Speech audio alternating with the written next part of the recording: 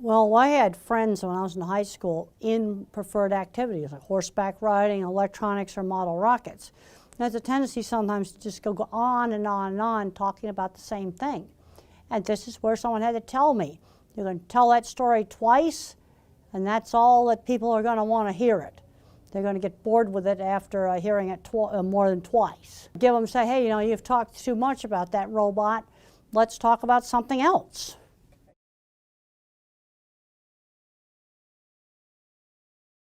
Well, let's give some examples of things that are not perfect.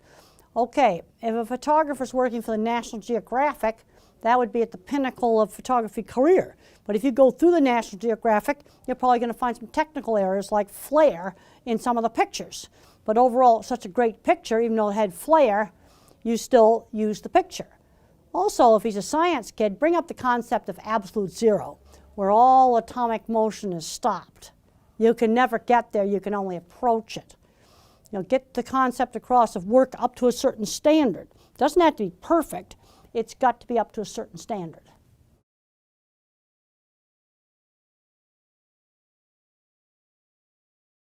Well, when I was a young kid, there were expectations for doing things that other people want. It gets back to turn taking. Yeah, I'd sit through church even though I thought it was boring. But that's something the other members of the family wanted to do. And there were expectations for me not to be disruptive. And most of the time I behaved. You know, and that's just one step beyond turn taking in board games. You've got to learn to get your turn. Sometimes you get to pick out the movie. And other times brother or sister may pick out the movie we go to. Well, one of my really important teachers was Mr. Carlock, my science teacher.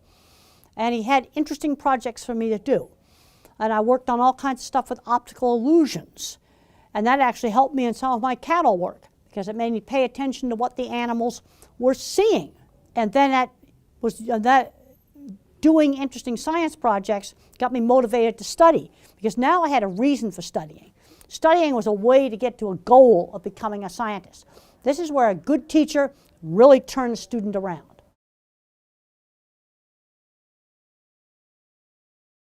Well, there's a lot of problems in the sensory system. Distorted input, sort of like pictures pixelating with a bad satellite dish, audio cutting in and out like a really bad cell phone. A lot of the sensory systems are not working normally. In my book, The Autistic Brain, I've got a whole big section in there on sensory issues. And there's an interesting new study that's come out called Environmental Enrichment is an Effective Treatment for Autism. Now, I want to make it very clear. This does not replace ABA or speech therapy. It is an adjunct. And what's done in this, and there's a paper you can get online called Environmental Enrichment's Effective Treatment for Autism. You stimulate two senses at the same time, like maybe you do an aromatherapy, a cinnamon, something like that, touch carpet. You always changing the pair of senses that you stimulate. And one of the senses is always one of the more primitive senses, smell, touch, or balance. So there's a lot of emphasis on 8 different aromatherapies, and the people were, children were evaluated baseline. Controls got ABA and speech therapy. Experimentals got this additional sensory therapy. And then after quite a few months, they evaluated them again. And the experimental group that had the treatment had significantly better behavior. This is a refereed scientific journal article. And it uses simple household things, very simple to do. Environmental enrichment is an effective treatment for autism. You can download it online. I'll tell you some things not to do. Don't say you went to sleep, because then the child might be afraid that you went to sleep. When I was very young, we were out for a walk and came across a very flat squirrel in the middle of the road that had been run over. And it was very clear that the squirrel could not be put back together again. And that made me learn not to run out in the street because I wouldn't want to be like that squirrel. And there's no way the veterinarian could do surgery and put him back together again. I mean, basically, you know, death of a person, they are gone. They are gone.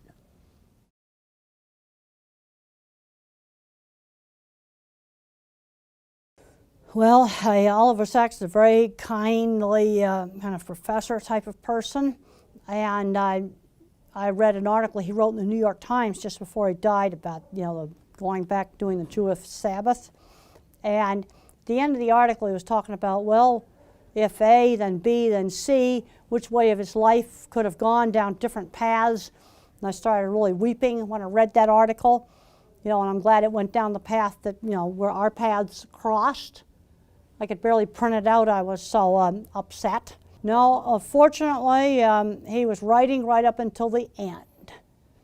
And he's overall really satisfied with his life. Well, after the article appeared in the New Yorker magazine, shortly after that, an agent appeared that suggested that I ought to write a book. And that's what brought the book Thinking in Pictures into being. Hey, I'm Candace Cameron Bure. Tom Bergeron. You're watching Autism-Live. And you're watching Autism-Live. And you're watching Autism-Live. You're watching Autism-Live.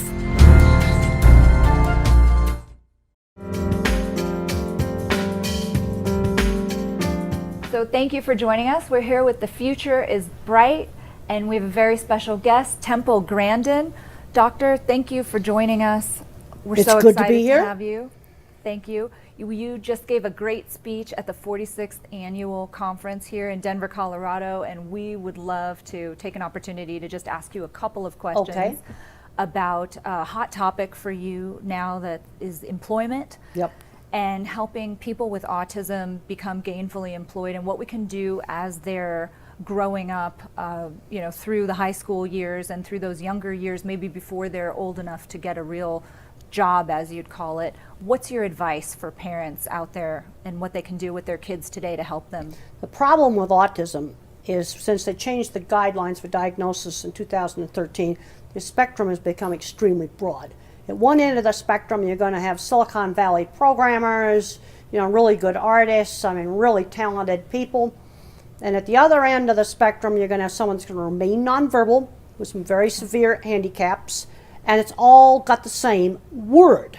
You see, if you diagnose a kid with dyslexia, you still have a fully verbal kid with normal intelligence, can't read. ADHD, you've got the hyperactivity attention problems. It's a much narrower spectrum. If someone has ADHD or they're dyslexic. Autism now, you've got this huge quagmire of a spectrum. And the only time I can give a specific recommendation across the whole spectrum is that the kid's 2.5 or 3 with no speech.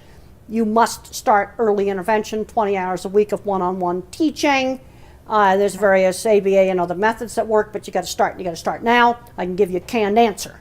But once a child gets older, they're kind of merging into 3 different groups. What are the groups? Well, you're going to have a kid that's going to remain nonverbal with very severe handicaps. And some of the ones that look very low functioning actually have a locked-in syndrome with normal intelligence inside. Okay. Then you have a moderate group where you've got some speech, but it isn't really normal speech. Reading might be, 4th grade level, sort of like that. And then you've got the high-end group where they often are really smart in one thing, like math or art or maybe verbal, and then they have a deficit in another thing. And the education system puts too much emphasis on the deficits, not enough emphasis in building up the area of strength. If you've got a 3rd grader that's good in math, let's give them harder math and let's introduce them to programming. Because that's something that could turn into a job. The programs that are hot right now are C++ and JavaScript, Ruby and Python.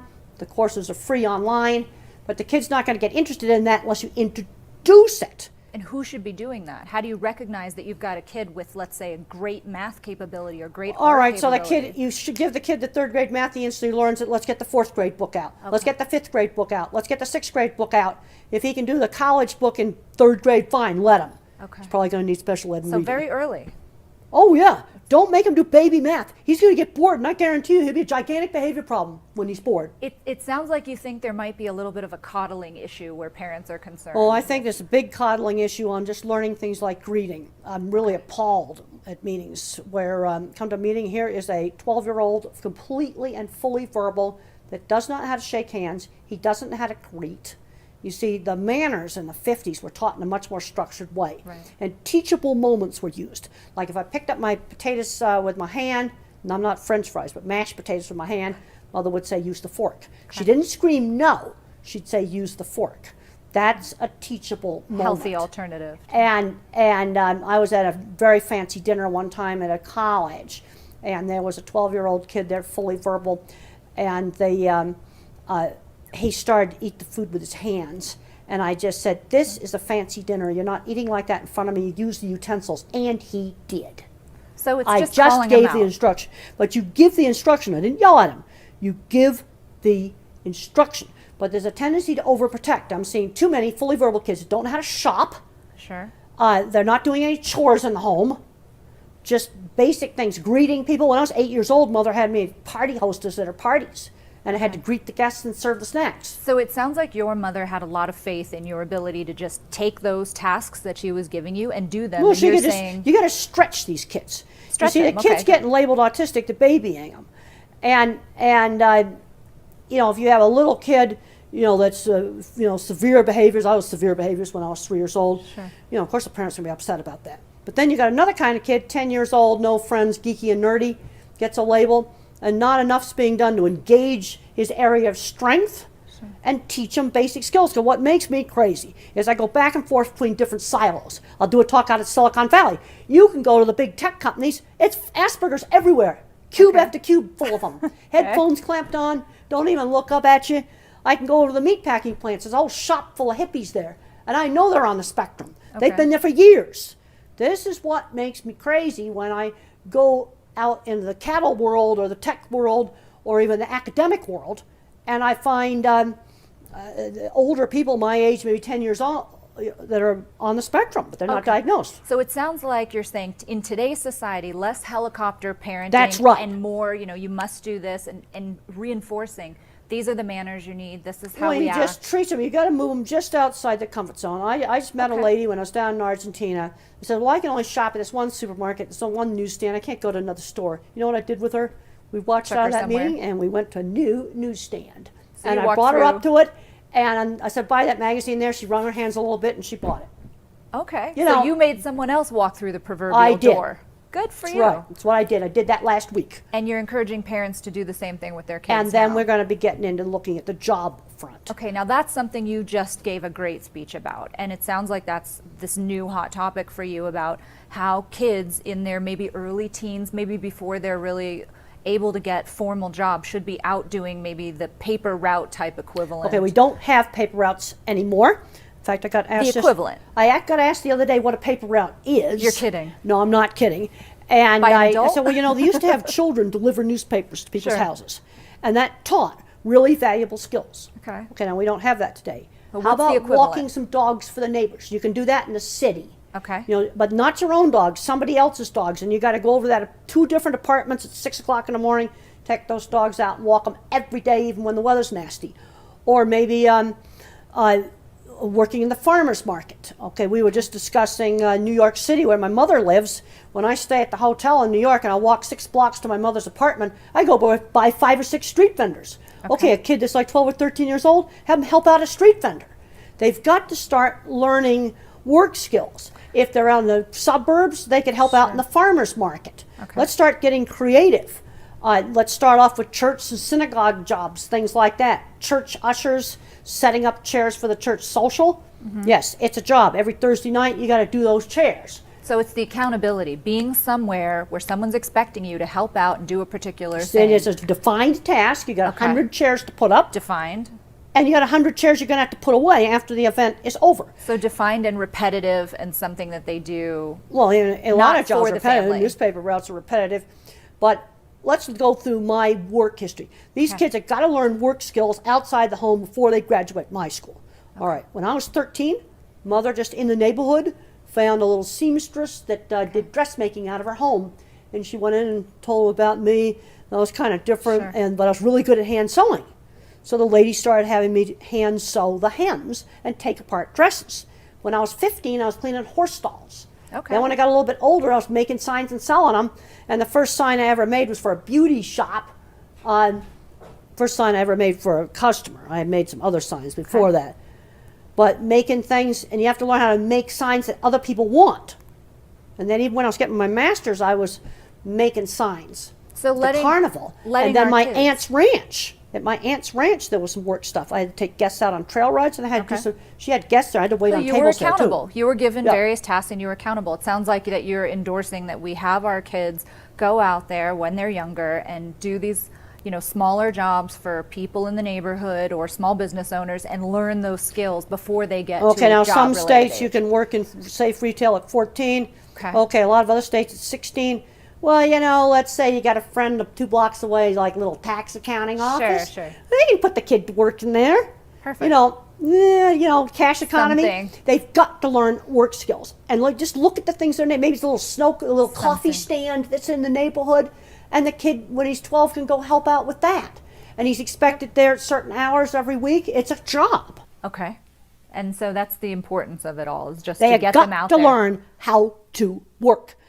And when I was 14, I got kicked out of school for fighting and throwing a book. Went to a very expensive boarding school. Spent 3 years of that time running up a horse barn and cleaning horse stalls. And what Mr. Patey, the headmaster, realized, I was learning job skills. That was super important. And then when I finally got interested in science and studying, I kind of did a year of high school in a year. Okay. But I had been working in the horse barn. I had learned that the responsibility every afternoon you got to clean every stall, put them in and out, feed them. So it's responsibility. Have our That's parents right. allow their kids to get out there and just not be afraid to do it before They they got to get out. Okay. And the Project Search research has shown very clearly that working in a real job a whole year before they graduate from high school is very, very important for keeping employment after they graduate. Okay, so along those same lines, now you've got a group of kids in today's society who have gotten out there and, let's say, worked at these little carts or local small businesses informally while they're younger, and they get older and they're able to get into the workforce. They need to get there. You got to get to your job. So you have to be able to drive if you can, if you're capable of driving. Talk to us about your stance on driving. Well, driving was essential for me. I would have never been able to go into the cattle industry without driving. There's a scene in the movie where I get kicked out of Scottsdale Feed Yard. I was driving. It was If beautiful. I hadn't have been driving, I wouldn't have gone to Scottsdale Feed Yard to get kicked out of it. Yep. And so how did I learn to drive? How? On my aunt's ranch. We were 3 miles to go up to the mailbox and 3 miles back. And she started having me drive up to the mailbox on a dirt road. Well, over the whole summer, that was 6 miles a day, 6 days a week, I put 200 miles on that truck driving just on this dirt road. Just to pick up the mail. Just to pick up the mail. That's what we had to do. That's the way it was on the ranch. The mailbox was 3 miles away. Okay. So that was 200 miles of driving. That's a tank of gas. And I hadn't been near any serious traffic at that point. Okay. I think what you need to be doing is burning up a tank of gas in a totally safe place. Country dirt roads, giant, big, deserted parking lots, or open, dry, flat fields. Because there are some multitasking issues, and what the kid needs to do is he's got to learn how to operate that car before we go near any traffic. And the problem with driver's ed is they put them into traffic too fast. So I want to burn up this tank of gas in a totally safe place, then you do the driver's ed. Okay. So they fully learn how to steer, brake, stop. You can practice parking, practice all kinds of stuff, because this deals with the problems with executive function and multitasking. See, when you learn a motor skill like driving, you first of all have to think about how to steer, how to brake, and how to use the gas. Now, as you practice it, you no longer have to think about it. It just goes in your motor cortex. Sure. Well, before we go near any traffic, I want operation of the car migrated into the secondary. motor cortex of the brain. So once that's second nature, and a kid goes out there and is learning how to drive on, let's say, this deserted road Yeah, or this that's open right. parking lot, and they've got steering down, and you want to maybe throw some things into the mix before they ever go into driver's ed, like it's raining, there's windshield wipers, and you need to look at your turn signal, and oh, by the way, you're about to park, those types of Well, things. then you start teaching them how to use the turn signals. Teach them everything. You just teach them everything, and then even after I got a car, I went to Franklin Pierce College, but that was out in the country. There was some traffic, but it was really mild traffic. So I was another year on easy roads before I did any really serious traffic.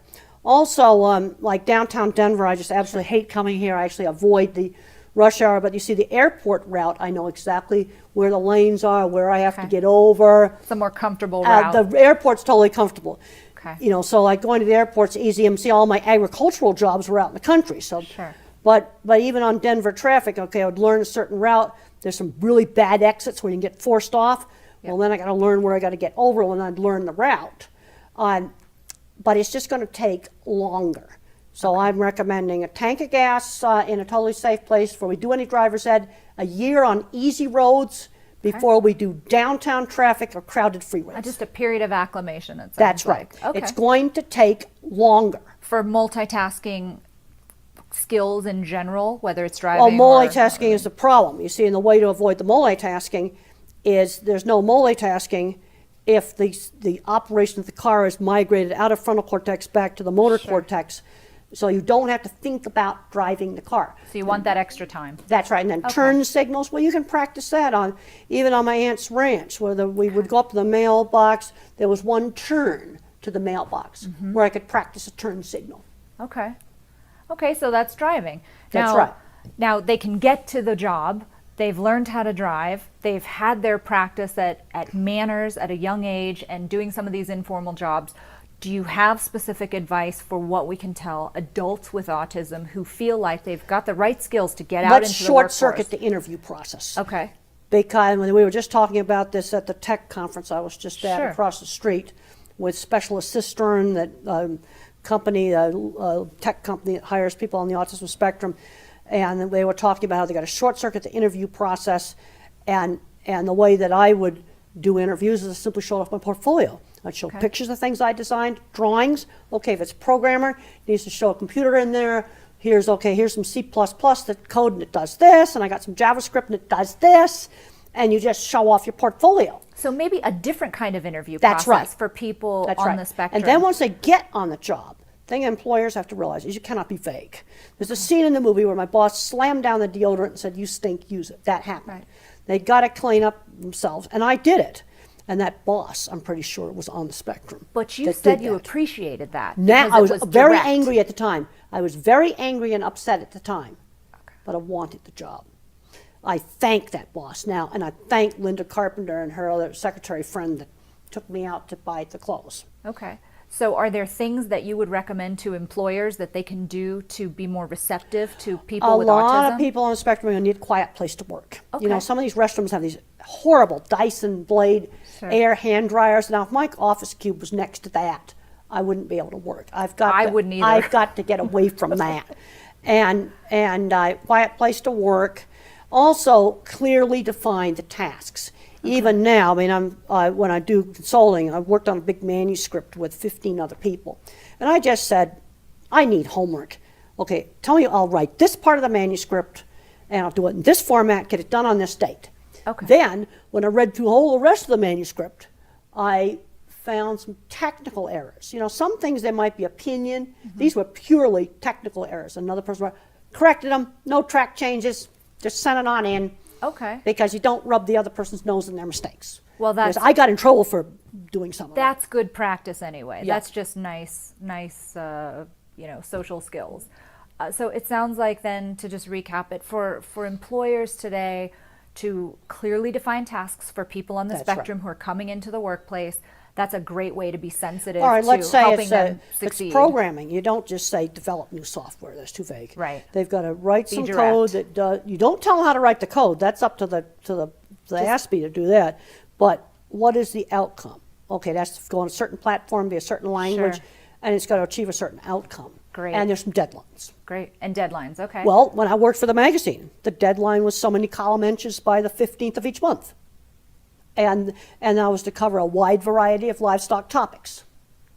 Well, I think that that's great advice for employers out there, because it's been a big question, and I know we're out of time, we have to wrap up, but it's been great to talk to you about just the employment issue in general. My advice to employers as an attorney would be give them a quiet place, give them the There's well-defined one tasks. other issue I want to talk about, and that's the What's that? video game addictions. I'm seeing way too many kids where moms are coming to me and says, he's 21, I can't get him out of the basement, he's 18, I can't get him out of the bedroom.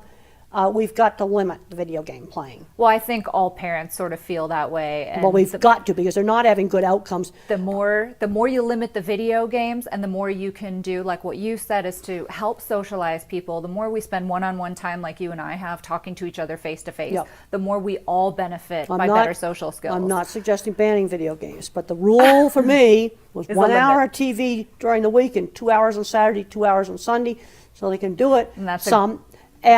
That's a great way to wrap it up. But That's you great can't advice. let them play video games for 8 hours a day. Well, of course not. Of Of course not. I think all parents would agree with you, but especially. But unfortunately, I'm seeing too many kids where that's happening. Okay. Well, it's good advice. It's good advice if you want to be successful in the Other employment thing industry. is, you got to expose kids to enough different things. Like, how's a kid going to find out he might like acting for a career if there's no school play? How's he Right. going to find out he likes my fixing gosh. cars if there's no auto shop? They've taken these things out of the schools. I think it's completely wrong. Kids are not getting exposed to enough different things to become careers. Okay. Okay. So lots of exposure. Gosh, thank you so much, Okay. Temple. We appreciate Thank your you. time. It's been fabulous. Thank you for joining us You're on The welcome. Future's Bright.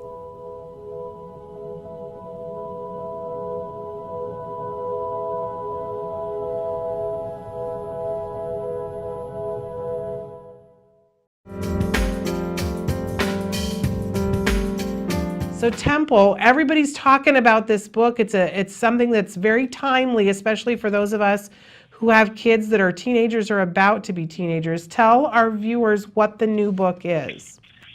Well, Deborah Moore, a psychologist out in California, came to me with the idea of doing this book. And one of the big things we wanted to talk about is the problem of certain kids on the autism spectrum getting addicted to video games. And I'm seeing some very bad outcomes. You know, like he's 23 years old, he's in the basement playing video games, and he doesn't do anything else.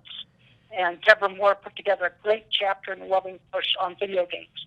We also have some very nice first-person profiles of people on the spectrum being successful in jobs, which is a really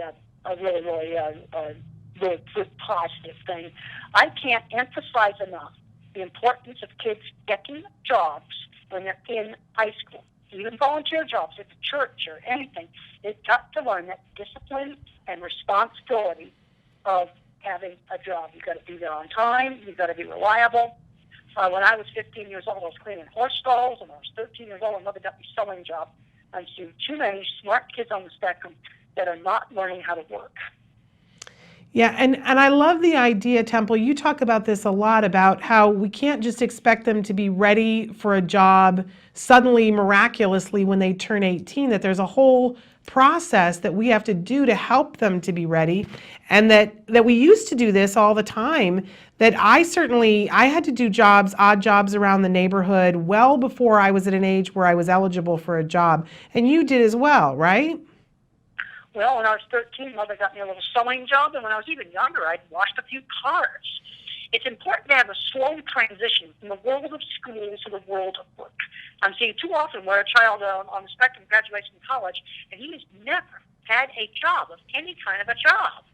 And so if you have a kid in high school, I want to get him out working. He can be in the informal economy when he's young. As soon as he's 14, 16, I want him to get a real job just to learn work skills.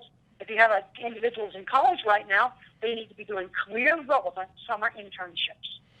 I worked at a research lab. It was an unpaid internship where I did work on experiments on rats, actually, and mice. And I had to rent a house for another lady, and it was just set up in the neighborhood. They've got to learn working skills, and that ought to happen before they graduate from school. Yeah. Well, I love the idea of internships, and you and I had an opportunity to talk a couple of weeks ago about summer camp situations, because I was sharing with you that I'm having a really hard time finding a summer camp that I think is advantageous for my son who's really into tech things. And you had some great ideas about making it happen in the neighborhood, and I wondered if you'd share some of that with our viewers. Well, let's just look at things. You know, we have a huge shortage in this country right now of car mechanics and diesel mechanics. Well, maybe some retired mechanic needs to set up a small engine repair class to just do with middle school kids so they can find out engines are cool. You know, a lot of schools have taken out hands-on classes. Now, in Texas, I know that some of the places they're putting that back in again. But how are students going to find out what they want to do for a career if they're not exposed? I get asked all the time, how did I get interested in the cattle industry? Because I was exposed to cattle when I was 15. That's how I got interested in them. Yeah, and so I love this idea of that if we can't find the camp, you were suggesting to me make it happen myself. You really lit a fire in me and inspired me. And I think what a great idea. For families though, and you talk about this, the loving push. This is not about being mean, but about being loving and caring. This is what we do to raise our kids. What do you suggest if a parent is sitting there this summer and they've got a 15-year-old, they're not quite sure how to go about getting their kid an odd job or getting something happening in the neighborhood. What do you suggest? Well, Mother just found a sewing job. She just saw a sign on a lady's house that said, freelance seamstress, and she just went in and offered up my skills. She knew I was good at hand sewing. It was just done in the neighborhood. The internship at the research lab was just done in the neighborhood. It's set up to the people that were there in the school and with my mother. We're here at the show. We're really loving. There's a new show on the Oprah Winfrey Network that's called For Pete's Sake, and it's Holly Robinson Peete and her family. She's got a 17-year-old son who's on the spectrum, and in the most recent episode, both she and her husband took their son to businesses that they frequent and said to the business owner, hey, have you got something here for our child? Is there, can you show him what you do here? I just thought that was really proactive of them, that they didn't wait for somebody to approach them. They went to the business. Do you think that's a good idea? That's the thing to do. I ask parents all the time, what do you know, shopkeepers, especially independent businesses, just do something in the neighborhood.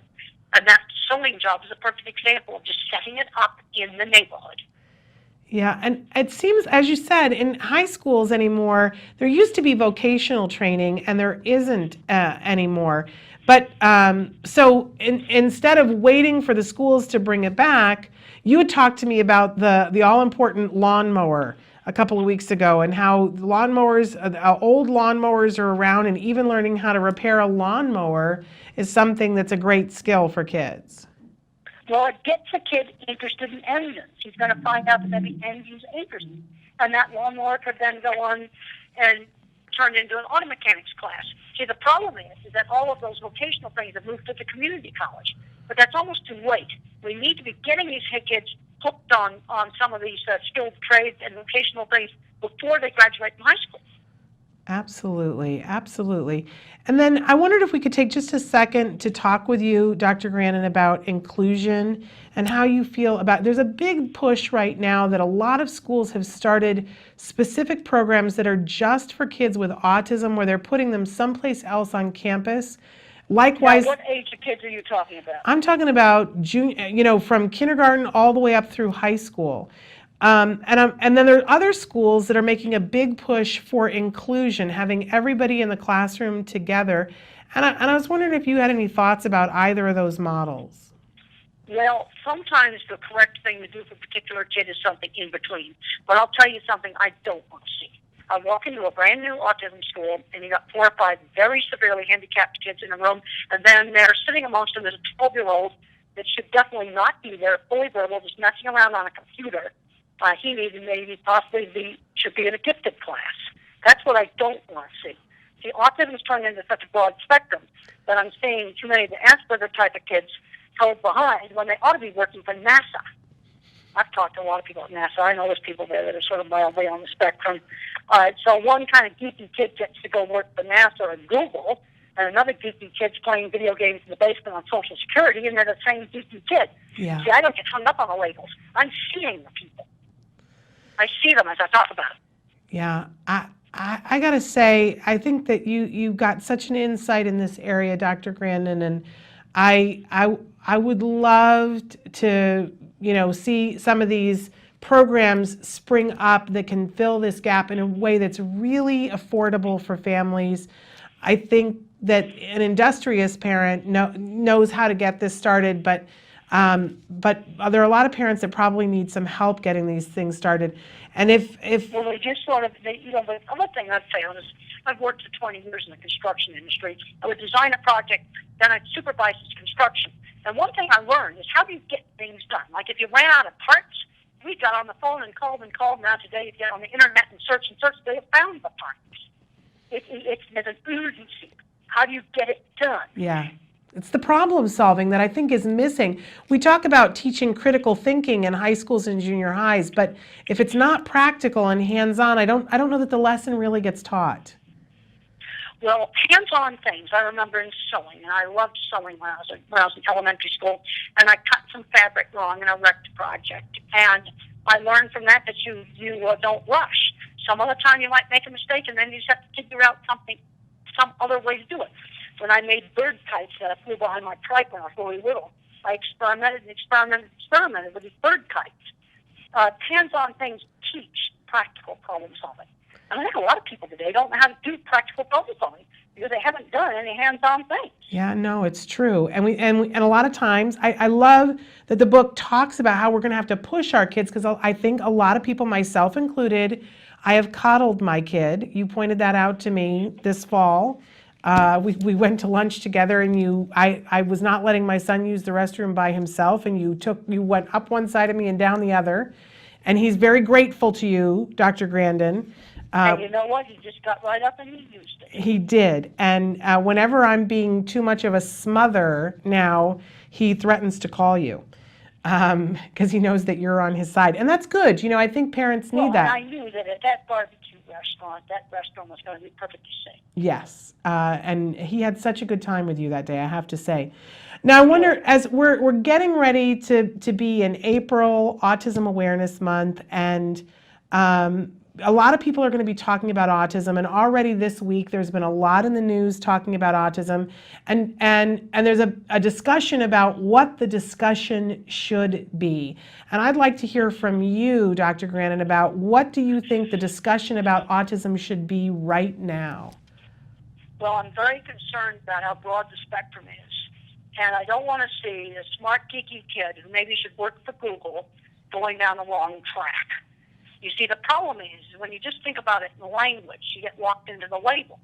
See, one advantage of being a visual thinker is I see a geeky kid at a gifted conference, then I go over to an autism conference, they're the same geeky kid.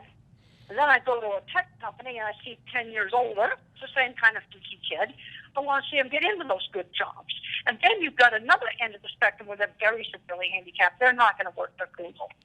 You see, this is the problem we've got with the autism diagnosis. It's so broad. Yeah. Going from someone who remains with very severe handicaps to somebody that ought to be in a gifted program, but they're socially awkward.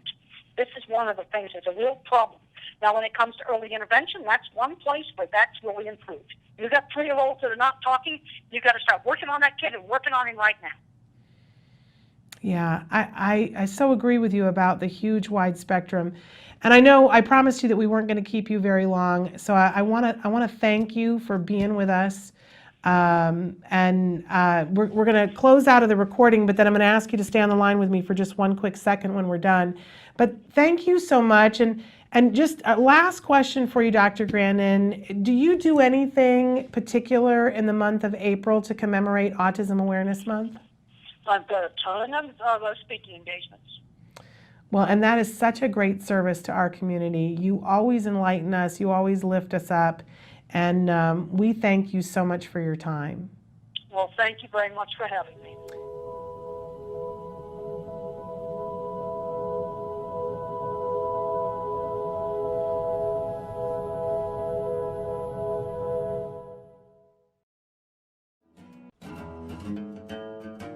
I got to do the U-turn around the thing? Okay. So, Kelby, do I want the north entry or the south, or does it matter? Okay. Are we doing curbside bag check? Which way, Kelby? Left? Yeah. Kelby, can I go through the T? Yeah, I have a toll tag. Yeah, you go through the T. Okay.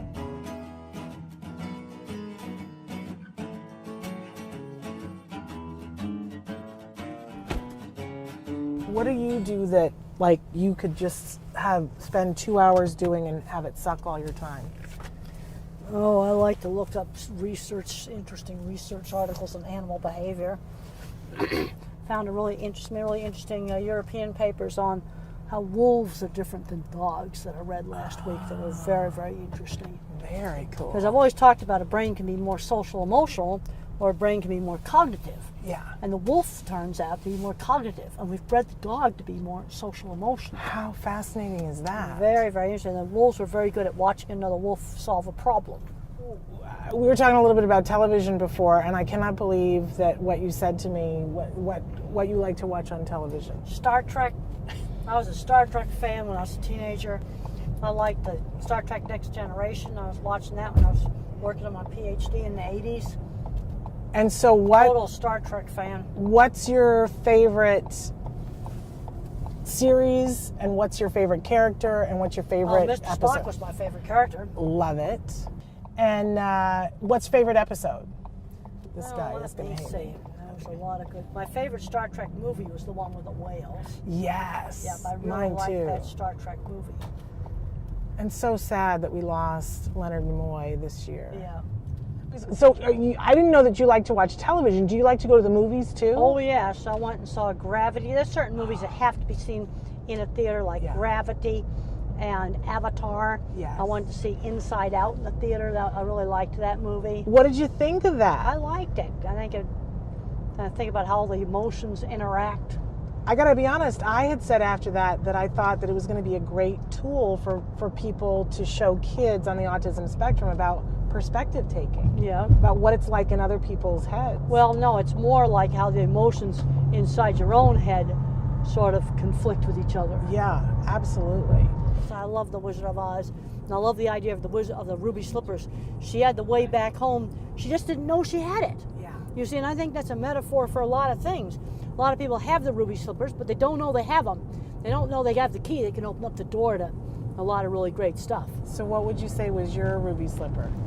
Well, I had, when some opportunities came up, like when I designed those dip vats, that was a major breakthrough for my business. And when the head of the feed yard came up to me and asked me if I'd do it, I said, give me 3 weeks. You know, a lot of people would have been too scared to walk through the door. Now, this is pre-internet, and I knew it would take me 3 weeks to get some of the information I needed, especially on concrete reinforcement, to design the dip vats. But you did it. I did it. I was on the phone the next day to the USDA to get the drawings on the concrete reinforcement. Wow. So I want to journey back to childhood for just a second and talk about friends, because a lot of times people ask about friends. Who was your best friend? When I was in elementary school, one of my best friends was a girl named Eleanor. And she was the first girl in elementary school to get to take wood shop instead of cooking. And I was the second girl in our school to get to take wood shop. So we like to make stuff. It's all about making stuff. And I had good friends in high school. Even though I got bullied and teased, I got friends who shared interests. Riding horses together, doing electronics together, doing model rockets together, doing stuff together with other students. So you found, like your mom says about, you found your tribe. Yeah, and you've got to get them in doing things with other people. And you did a lot of theater, and did you sing as a kid? Yeah, I did. One of the problems I was singing is I couldn't synchronize my rhythm with somebody else's rhythm. Do you still have a hard time doing that? I still have a hard time doing that. Because we were going to ask you if you wanted to sing something in the car with us. Well, I think maybe we'll skip that. Great question. But the one question people always ask us is they want to know if you've ever been in love. No, never have. And you don't feel like you're missing anything. I've seen so much turmoil in so many marriages that I haven't really seen a situation that would be a good model. And yet you gave me really good marriage advice. Because I'm a good problem solver. You have to take the problem and cut it down. And in engineering, you have to find the root cause of a problem. What do you think is your secret to your success as a teacher? Well, presenting things really clearly. Yeah.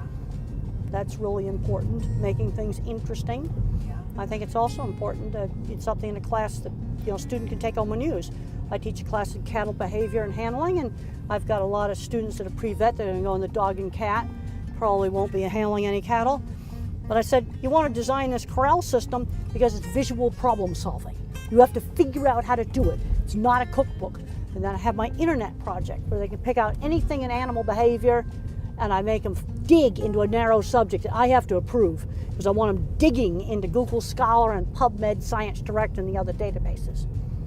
They got to learn how to find stuff online, and I'm finding about 2/3 of the students are not very good at that. How about this? Make Magazine. This is the kind of thing that a lot of kids on the spectrum need to be doing. The cool stuff in here.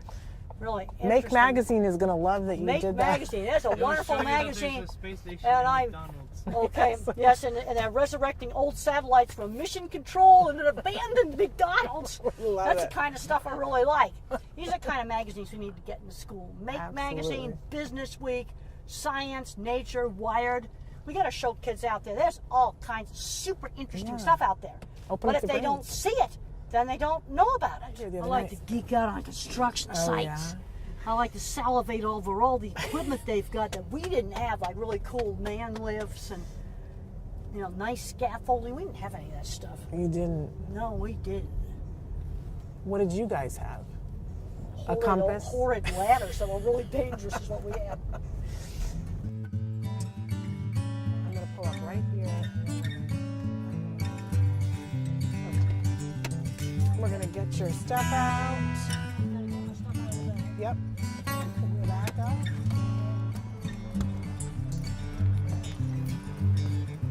Oh.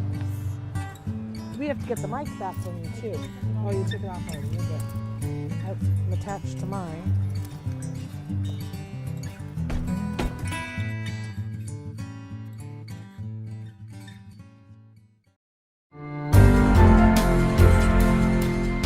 Dr. Grandin, what is it like for you personally to have become the most celebrated person in the field of autism? Well, I feel it's a responsibility.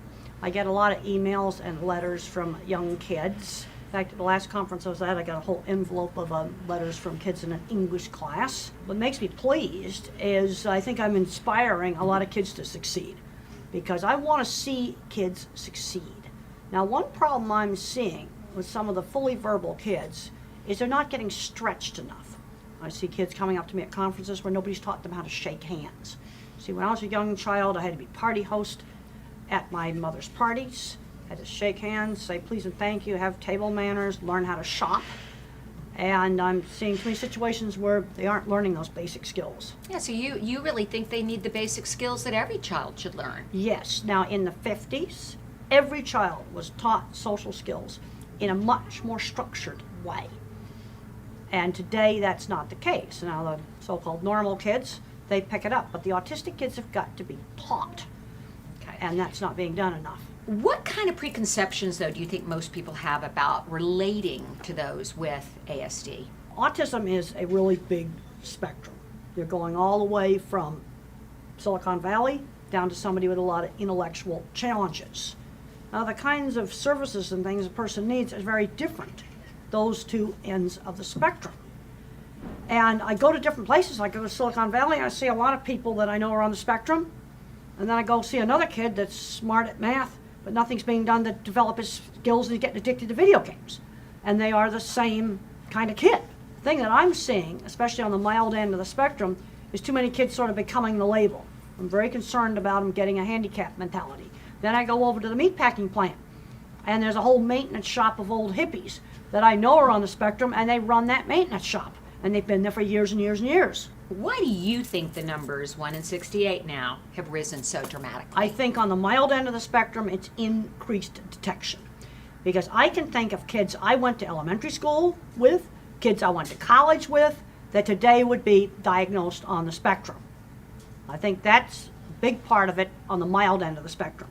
Now, I think there also is some severe autism that may have actually increased because there's more environmental contaminants and there's more medications being given during early pregnancy. Dr. Grandin, you beg parents not to let their children with autism be defined by the DSM or the Diagnostic and Statistical Manual of Mental Disorders. Why? Well, I think the DSM made a big mistake removing Asperger's syndrome, because under the DMS-4, autism you had to have speech delay, Asperger was no speech delay. Now, you could argue scientific reasons for taking out the speech delay stuff, but from a service provider standpoint, you know, the kind of services that somebody who's nonverbal has is different than a mild kid with Asperger's. And I'm seeing too many fully verbal kids, less severe than me, getting put into a class with nonverbal kids.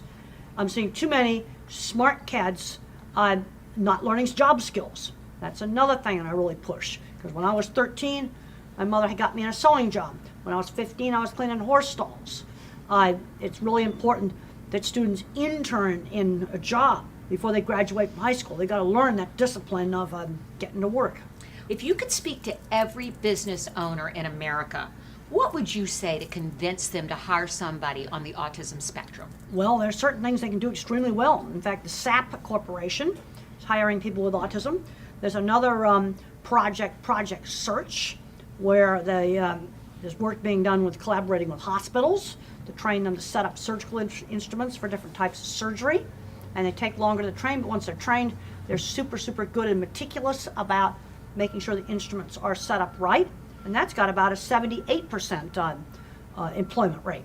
So you think the skills that those with ASD have to offer are often overlooked by people Well, that I can, employ? as I said before, I can think of kids that I went to college with that definitely were on the autism spectrum.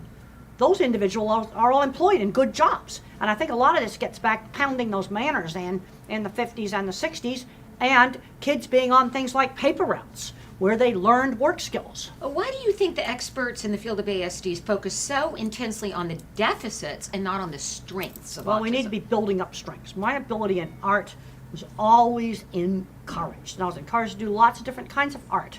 If you got a third grader that's good at math and he can do a high school math book, let him do the high school math book. Don't hold them back. I want to know why you think that so little attention has been paid to the sensory processing issues. What can we learn from those? Well, I just heard about a brand new study that's been done up at in California, Dr. Wu, and they took children aged 4 through 12 that had speech delay, and they stayed in their regular programs, ABA or whatever the speech therapy the school was doing, and then they got an hour a day of sensory therapy where they did a lot of variety of stimulation, like walk on different kinds of flooring, smell different smells, do different activities in a mirror, big variety, always doing more than one sensory thing at a time. And it was done as a controlled experiment, where half the kids just got the regular treatment and the other half got this added sensory treatment. And they got some really big, significant improvements. And they made the point of using all very inexpensive things that would be in any house. There's so much division in the autism community. How do you think we can all come together and Well, find a common ground? I think that merging Asperger's together with autism has made all of this worse, because you have a segment of very, very severely handicapped kids where they're never going to be able to live independently. That's a very different kind of situation than a mild Asperger's type of kid. You see, you're putting too many apples and oranges together. Every other diagnosis, like dyslexia, learning problems, ADHD, you've got a fully verbal kid. Only in autism, right now, are you getting a range going from, smart computer geek down to somebody who has very, very severe challenges. Now, I think the American Psychiatric Association originally figured the Asperger kids would get into this social communication category. That's not what's happening. Nobody's going into that because there's no funding for it. As the most admired person in this field, and we are literally becoming an autism nation, what do you think the most important thing is for us to be aware of? Well, there's a point where personality variants are just normal variation. I think a brain can be made more cognitive and thinking, or a brain can be made more social. Now, at what point does that become abnormal? There's no black and white dividing line. I'm getting concerned that what we're saying is abnormal is getting bigger and bigger and bigger. Obviously, a child that has severe speech delay, that's an abnormality. But when you take the kids that are just kind of socially awkward, a lot of those kids are really smart. And then you got the person that's a total social butterfly. And let's think back to the caveman days. I don't think the social yak-yaks around the campfire made the first stone spear. Dr. Grandin, thank you for inspiring all of us as parents and children.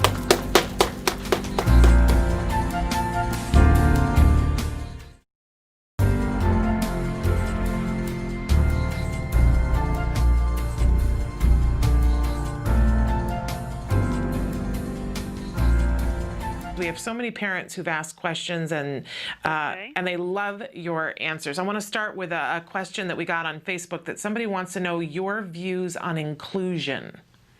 Well, I think a lot depends upon the particular situation. And for young children, elementary school children, I want to try to do inclusion as much as what's practically possible, because little kids need to get the socialization. Now, I was one of these teenagers that in a big high school, I was teased to death. It was just absolutely terrible. It just absolutely did not work. And I was one of the teenagers that had to be taken out of a big high school. And where inclusion totally worked for me in elementary school. I was in a little country school, small, very small classes. It was very much, it was a private school, but it was very much like a small rural elementary school that I've seen in rural communities. Older, experienced teachers, and that worked really well. But I was one of the ones that had to be taken out, and I went to special boarding school, and I've had some parents take their kid out and homeschool them. And all I want to say, if they homeschool their kid in high school, they cannot let them become a recluse in their room. When I went away to the special boarding school, I had a tendency to want to do that, and they wouldn't allow that. They let me do lots of different things that I wanted to do. And when I wanted to clean the horse barn, they got me insulated boots so my feet wouldn't freeze off. But I had to be at meals on time. Even though I didn't do much studying, I had to attend classes. One thing they absolutely would not allow was for me to become a recluse in my room. I had to be out doing things. But there's some kids where getting away from the whole teenage scene is the best thing you can do, and socialize with grown-ups. Yeah. Because I'll be perfectly honest, socializing with teenagers is not a life skill that I need. Well, I think a lot of people would agree with you there, Temple. But on the other hand, I've seen situations where they decide to homeschool their teenager and he became a video game recluse and ended up on Social Security going nowhere. And that makes me nuts. Because when I go out into the technical world, there's old Aspies and there's old geeks and nerds out there that would be definitely diagnosed on the spectrum today. Old gray hairs my age, and they've got jobs. Jobs they like, and they've kept those jobs. Well, we've got another parent who wants to know what you think about the recent statistics that somebody was quoted as saying that in 2012 that the numbers for autism at the rate that we're growing could be as high as 1 in 9. And what your thoughts are on those numbers. Well, some of it's just increased diagnosis. I mean, the geeks and the nerds and the Asperger's, they've always been around. Now, they're going to be changing the diagnostic criteria in May to take the mild, kind of socially awkward person and call them social communication disorder rather than autism, which is really rubbish because the social communication problems are the core deficit in autism as far as I'm concerned. So some of this is just increased diagnosis. And I think there is some severe autism and severe problems that have increased. And there's also a good number of mental retardation that has now being called autism. And mental retardation diagnoses have actually gone down. You see, people seek the autism diagnosis to get services. And I think one of the reasons why in the DMS-5 they're changing that, they're taking out Asperger's, is they're trying to cut down on the amount of people labeled autism. I think the committee actually did that on purpose for that reason. And the problem is diagnosis is not precise. And in my new book, The Autistic Brain, Richard Panik and I are going to be going through the whole entire history of the diagnosis. It makes you kind of sick because it kept changing. It's doctors sitting around a conference room table, making decisions on this. Absolutely. Have you had a chance to look at the DSM-5, Temple? Do you... I looked at it when they had it posted on the webpage. I was able to look at it. It's now off the webpage. But I did have a chance to look at it. And basically, Asperger's is going to be removed. And most of the kids that are the Asperger's are going to be called social communication disorder. And they say that that's not autism, which is rubbish. And they're also getting very murky about the speech delay. All of it, more muddled and murky. And I'm just curious, because we all had that opportunity to look at it and to make suggestions. Do you feel like you would still be considered on the spectrum by the DSM? You would still qualify? I would. I would definitely still qualify because I had severe speech delay. And when I was a young child, I had all the full-blown symptoms of classic autism: rocking, spinning, tantrums, no eye contact, fixated interest, repetitive behavior. Because basically on the DSM-5, there's two things you got to have. You got to have the social communication problems, and then the other thing is the repetitive behaviors and fixated interests. And I definitely had that. I would definitely still be diagnosed. Okay. And which kind of leads into the next question. One of our viewers wants to know what problems that you still face being autistic. Well, I don't multitask well. That's still a problem I face. And fortunately, I have a job that doesn't require multitasking or remembering long strings of verbal information. It's antidepressants have controlled anxiety for me. I'm a visual thinker, and us visual thinkers tend to get a lot of anxiety problems. And a low dose of an antidepressant, some people a little Prozac, Zoloft, or Lexapro. I'm on an old-fashioned tricyclic. Just a little tiny dab stops that constant panic attacks and anxiety. And you have to use very low doses, because if you use too high a dose, you get agitation and insomnia. And if you're interested in that, I'd recommend that you read A Believer in Biochemistry. That's a chapter in my book, Thinking in Pictures, or read the second edition of The Way I See It book. Spectacular, wonderful. And in particular, this same viewer was asking what really has helped you to become the person that you are today. Was it therapy? Was it social therapy? And what do you feel is the main reason that you've had so much progress in your life? Well, first of all, I had superb, excellent early intervention. And the kind of early intervention that was done with me when I was totally nonverbal. I did not talk completely fluently until age 4. I had a lot of ABA-type therapy. It wasn't called ABA back in those days, but a lot of things like my speech therapist would hold up a cup and say cup. When I was 3, my mother hired a nanny who played constant turn-taking games with me and my sister, constantly keeping me engaged. And my ability in art was always encouraged. You know, my abilities were encouraged. And I used to just draw endless horse heads, and I was encouraged to draw lots of other things.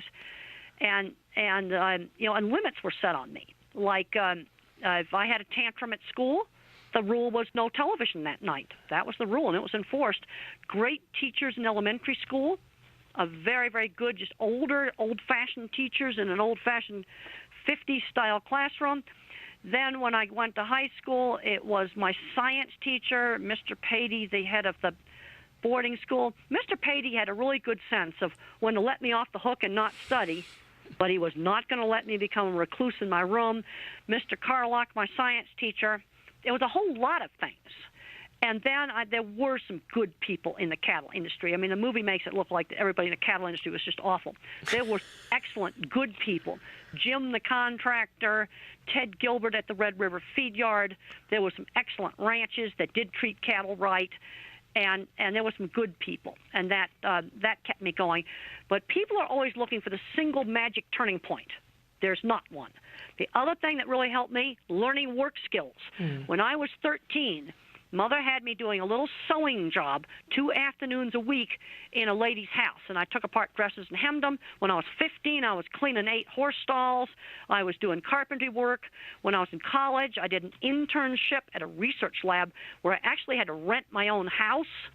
You see, you've got to stretch these kids. Yeah. I'm seeing too many people on the mild end of the spectrum today, people a lot milder than me, that are playing video games on Social Security because they were never stretched. My take on video games is 1 hour a day. Okay. I was allowed to play a 50s video game when I was a little kid for 1 hour a day. And that 50s video game was spinning a brass thing round and round and round that covered up a bolt on my bed. And I was allowed to do that for an hour after lunch, to just veg out and do that. Well, that's the same thing that ought to be done with video games. 1 hour a day. I love that prescription. I'm going to play this for my son, Temple. And I would never recommend banning them. Actually, there's some visual spatial skills you can learn from video games. I just was reading an article in one of my Science or Nature magazines. But that article, where there was a benefit in playing video games, it was only 1 hour a day they did. Okay. It wasn't 8 hours a day. Yeah. Well, I love that, because a lot of us parents are asking questions and saying, what's an appropriate amount? And an hour seems like a great, it gives them time to play, That's right. but puts a limit on it. So I love that. That's exactly what Mother did with me with spinning things. I was allowed to have an hour after lunch where I could go in my room and I could spin things, twirl the brass plate on my bed round and round and round, watch it twirl. And then after I came out of my room, I was not allowed to do that. I got to ask you, Temple, what was it about the spinning that was exciting enough for you to do it for an entire hour? Do you remember what it was about? Oh, yes, I remember. I could twirl it. It was sort of a hanging brass plate that was on a screw that covered up a bolt that held the bed frame together. And I'd spin it at different speeds. And I'd watch how it went back and forth when it stopped spinning all the way around. And I would experiment all different kinds of speeds of it. And I just sort of studied it like a scientist. Wow. And I found it fascinating. Another thing I did is I dribbled sand through my hand. We go to the beach. And I'd dribble sand through my hand, and I'd study every little rock of the sand that went through my hand. And I would just stand there all day, and I would dribble the sand at different speeds. You know, hold my fist tighter or hold my fist looser, and just study it. It's just fascinating, and it kept your attention. Oh, yes. And I was given some limited times to do these things. But it was on a schedule. Yeah. After lunch, I had an hour where I was in my room and I could do this stuff. And then at the table, it was absolutely not allowed.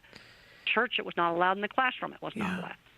And And when you, how did they work through, what was it like for you transitioning? Was it just that you understood that it was an hour and then it was over? Well, I understood that, and it was, you see, but this kind of having a schedule started very young. Okay. I mean, when the nanny we had 3 meals every day, and they were on time. Breakfast at 7, lunch at noon, dinner at 6. So And structure was really important. I had structure, but sometimes, things changed, and I didn't usually I got nervous about changes when I was in high school, and I was going full-blown on anxiety attacks. They wanted to change the schedule around in high school. I got all nervous about that. Now I've had to move out of my office. We have a mess now where they're rebuilding our building, remodeling our building, and we had to move all our offices, my 22 years of junk in my faculty office, and we moved into trailers. Wow. For a year.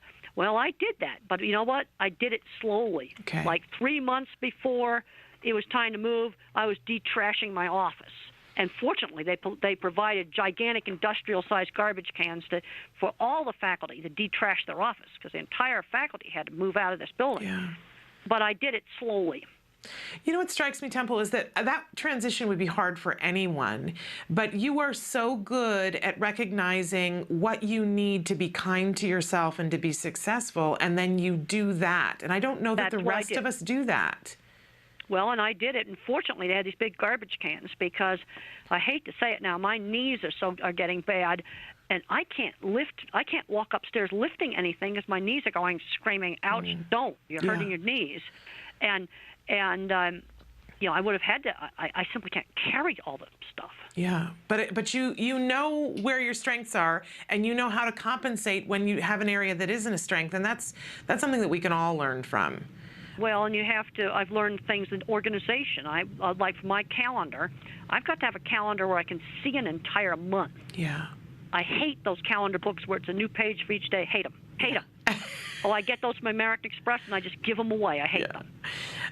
And by the week doesn't help you either. You need to see the whole month. I want to see a whole month. Wonderful. And then when I make my plane reservations, I can look at that calendar, and then I visualize how much time I'm going to need between events. And I know that, and let me tell you, I know all the airline routing now. I'll bet you do. I have that about memorized. I'll bet you do. I've got a question here that you might decide is too personal, and you don't need to answer it if you don't want to, but somebody wants to know what role faith and spirituality plays in your life. Well, when I was young, I did a lot of thinking about a lot of the big questions. But basically now, I figure the meaning of life is if the things that you do help make the world a better place. And what I mean by that is I have to use specific examples because I think very concretely. When a mother says, your book helped my kid go to college, that makes me happy. Yeah. Or you solved my kid's sensory problems. And boy, I can tell you, we've got to look at sensory problems. Yeah. And there's some individuals that can't tolerate a noisy Walmart. I'll give you some tips on sensory problems to help desensitize. Let the individual initiate the dreaded buzzer on the scoreboard or the worst ringtone on a phone or whatever the thing is they can't stand. If the person on the spectrum initiates it, or if they hate Walmart, let them control how much Walmart they got to tolerate. And when they give a signal, you take them out. I love that. Because you kind of have to stretch it. Yeah. And then there's some individuals that will never tolerate that Walmart, especially some of you nonverbal individuals. Yeah. Well, you know, that's great advice, Temple, because we've had a couple of parents, one parent in particular who's written in and talked about how her son, his lunch and his physical education take place in an old-fashioned gymnasium that has all wood floor, and it's very echoey in the room, and that it's hard for him. He's supposed to be socializing during lunch, but there's all this echoey noise. Well, the problem is he cannot hear. Oops. I cannot hear in that environment either. Yeah. When I'm in a meatpacking plant, I cannot hear. I have got some auditory processing problems. I don't hear hard consonants. So when I'm in a meatpacking plant and we have to talk, I say, we got to go outside. I can't. I just tell him I can't hear. Yeah. And one of the problems he's got in that echoey gym is he simply cannot hear what other people are saying because there's auditory problems.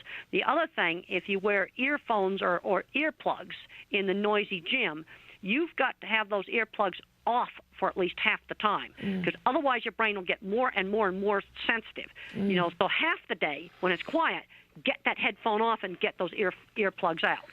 And well, one of the things that we had recommended too is going in and recording what it's like in the gymnasium and maybe slowly desensitizing. But that can help. And what I'm hearing from you is to let the child turn the sound on and turn it off to desensitize. Put it on a recorder. Put it on the recorder, but let the child turn it on and off. And that will help desensitize it so it'll tolerate the gym. Yeah. But what it will not do, it's not going to solve the problem with hearing conversations in the gym. Yeah. It will just make it so he can tolerate the gym. The other thing is, the other big problem in so many schools is fluorescent lights. Yeah. That's a serious problem for maybe 10% of the people on the spectrum. See, the problem we've got in the sensory stuff, it's so variable. Yeah. One kid's got visual problems. Another kid's got touch problems. Another kid's got auditory problems. And fluorescent lights, 60-cycle fluorescent lights are just the worst. And if you're in a classroom with that, then get the kid's desk over by the window. Or if you're stuck in a room with no windows and fluorescent lights, get some incandescent light bulbs in old lamps. Just get some old floor lamps, bring them in from home, put them next to the kid's desk. The other thing that can help is try printing books and things on different pastel papers. Mm-hmm. Experiment with the colored backgrounds on computers. And also experiment with colored glasses, like the Irwin colored glasses. But that's way too expensive for a lot of people. Mm-hmm. So just experiment with Walmart's blue-tinted ones, some pink glasses, some pale tans, real pale different sunglasses. Just experiment with that. Interesting. I know a lot of schools have their for children who are dyslexic, they have, it almost looks like a paint chip fan that has different colored plastics that you can put over text for a child to be able to read with dyslexia. And that helps too. And some of the autistic kids need to try that. Okay, great. And then for these kids that need that colored paper, if the classroom has windows, mm-hmm. and there's fluorescent lights in the room, put that kid's desk over by the windows, and that will help a lot. That's a real simple thing you can do. Great advice. We had a bunch of questions come in about potty training, about children who get obsessed with different parts of potty training. And for instance, one child that the mom reports that she wants to play in the toilet water and wants to flush it constantly, but does not want to pee in it. And another parent wants to know, is it common for kids with autism not to want to use the bathroom, and why? All right, let's start out with sound sensitivity. See, when it comes to running water and flushing the toilet, some kids love it, and there's other kids that are terrified of the noise. Mm-hmm. And oftentimes you'll have a child that will use the toilet at home, but he won't use the one at school. Mm-hmm. And the problem you've got at school is they have those industrial ones that are really, really super loud. Yeah. And I can tell you the worst toilets, vacuum toilets on planes. Oh, yes. If I had been exposed to that as a child, I would have been terrified. I would have been sure I would have been sucked out of the airplane.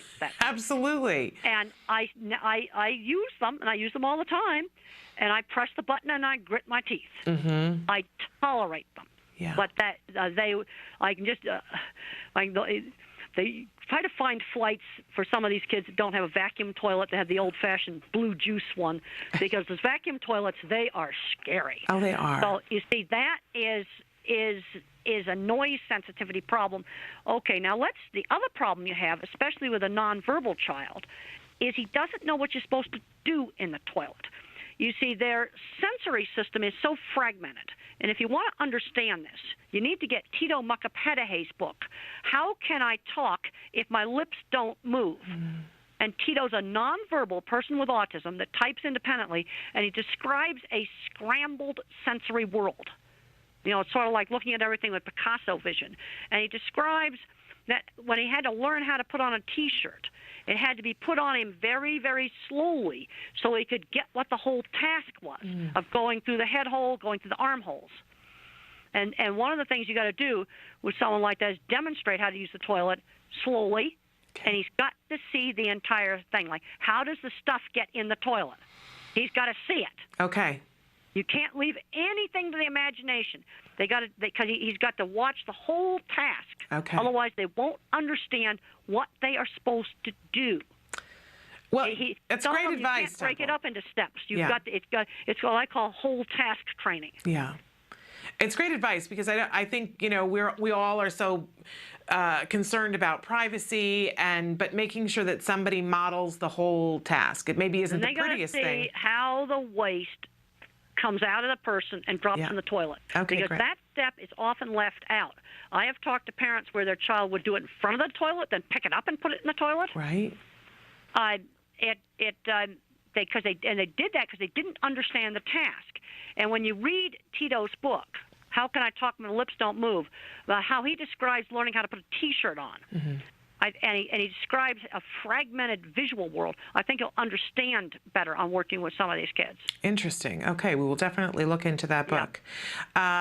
We have a bunch of people who wrote in and specifically just wanted to thank you, Temple. I can't leave that out because so many people wrote in and said that your lectures and your books have helped them. I certainly am one of those parents. But a couple of parents wrote in and wanted to know what your feelings were about the Sandy Hook massacre now that there's been a little bit of time, and how you feel about the way society looks at individuals with autism. Well, that guy had a lot of the classic symptoms, and he's an example of a kid that was allowed to become a recluse in his room playing violent video games. And then he was playing violent video games, shooting the same gun that he used for the actual crime. What should have been done with that kid, he should have had a job at a computer store. Get your butt out of the house, and you're going to work in a computer store. And that should have been done with him when you're going to take him out and homeschool him? He should have been working in a computer store. These kids have got to learn how to work. Yeah. And that is something that started with me at 13. And when you look at my Different Not Less book, Different Not Less is 14 old gray hairs like me that were diagnosed later in life, and that gave them a huge, wonderful insight into their marriages and their relationships. But one of them, who was a computer specialist, her boss asked her, well, if you'd been diagnosed earlier, would you have become an expert computer person at Intel? And this is the thing that worries me. These kids are not learning any work skills. And just about everybody in Different Not Less had paper routes. Yeah. And I know that those are gone. You know what the new paper route is? Dog walking. There you go. That's a great job for 12-year-olds. How about swimming pool cleaning, especially if you live down south? Because I want something that's not seasonal. Yeah. You know, mowing lawns is good, but it's seasonal. Yeah. But these kids have got to learn how to work. Absolutely. Museums will take kids as young as 12 years old for tour guides. Okay. You have to be 16 to volunteer in an animal shelter. They have got to learn work skills, and yes, volunteer work does count. Well, and our entire topic this week, we're talking about on the show transitioning from teenage years to adulthood, and some of the things that we're talking about are job related, because I think on everybody's wish list for every child is that they be a productive member of society. Well, the thing that drives me absolutely nuts is when I go out to a meatpacking plant, there's gray hairs like me all over that meatpacking plant that run the maintenance department. They do all kinds of jobs there, not just working on the line. That's like grunt work. And they're as spectrum as they could be, but they're undiagnosed. Yeah. And half of Silicon Valley is on the spectrum. You know, it's where people have got to learn work skills. And then you have the kids, you know, there's different kinds of minds. There's the visual thinkers like me, going to be really good at building things. There's a lot of these kids that ought to be going to the skilled trades. We have a huge, huge shortage of auto mechanics. And one of the worst things the schools ever did taken out auto shop and metal shop and wood shop and art and all of those cooking, all of those hands-on classes that can turn into great careers. Yeah. You know, and then sometimes we can do too many accommodations. Like here's one that's too much of an accommodation. There's a little elementary school kid that's too shy to get up and do his public speaking in class, so they let him do it on Skype. I'm going, no way. You're going to have to get up in front of the class. Yeah. And I'll tell you right now, when I gave my very first talk in graduate school, you know what I did? I panicked and I walked out. My very first talk. So then what I learned after that, got to have really good slides. And then if you freeze, you've got your slides. Oh, that's great, because we actually had a question from somebody wanting to know what are your tricks to get over fear of public speech. So having slides that you can go to and take a moment. Well, let me just explain what we do with my students, because my graduate students have to, you know, do their little 10-minute presentations, at the American Society for Animal Science, where they tell about their research. And the thing I work with my students on is having really good PowerPoint slides. You know, where you start out with the reason for doing the research, the methods, you know, the animals, the statistics, the procedure, the results, the discussion, the conclusions, and nice pictures on your slides, and then enough writing on your slides so if you panic, you read them. There you go. It's not the end of the world for your first talk. Yeah. And you've talked in so many different venues now, and we've shown your TED Talk more than once here on the show because it's brilliant. And I just wonder, were you extra nervous for that, or was it just fine? Did you feel at home? I would think that would be panicking.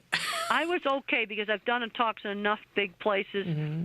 And I was okay with that. The only thing at the TED Talk I had problems with is they wanted me to wear this mic that was taped to my face. Mm.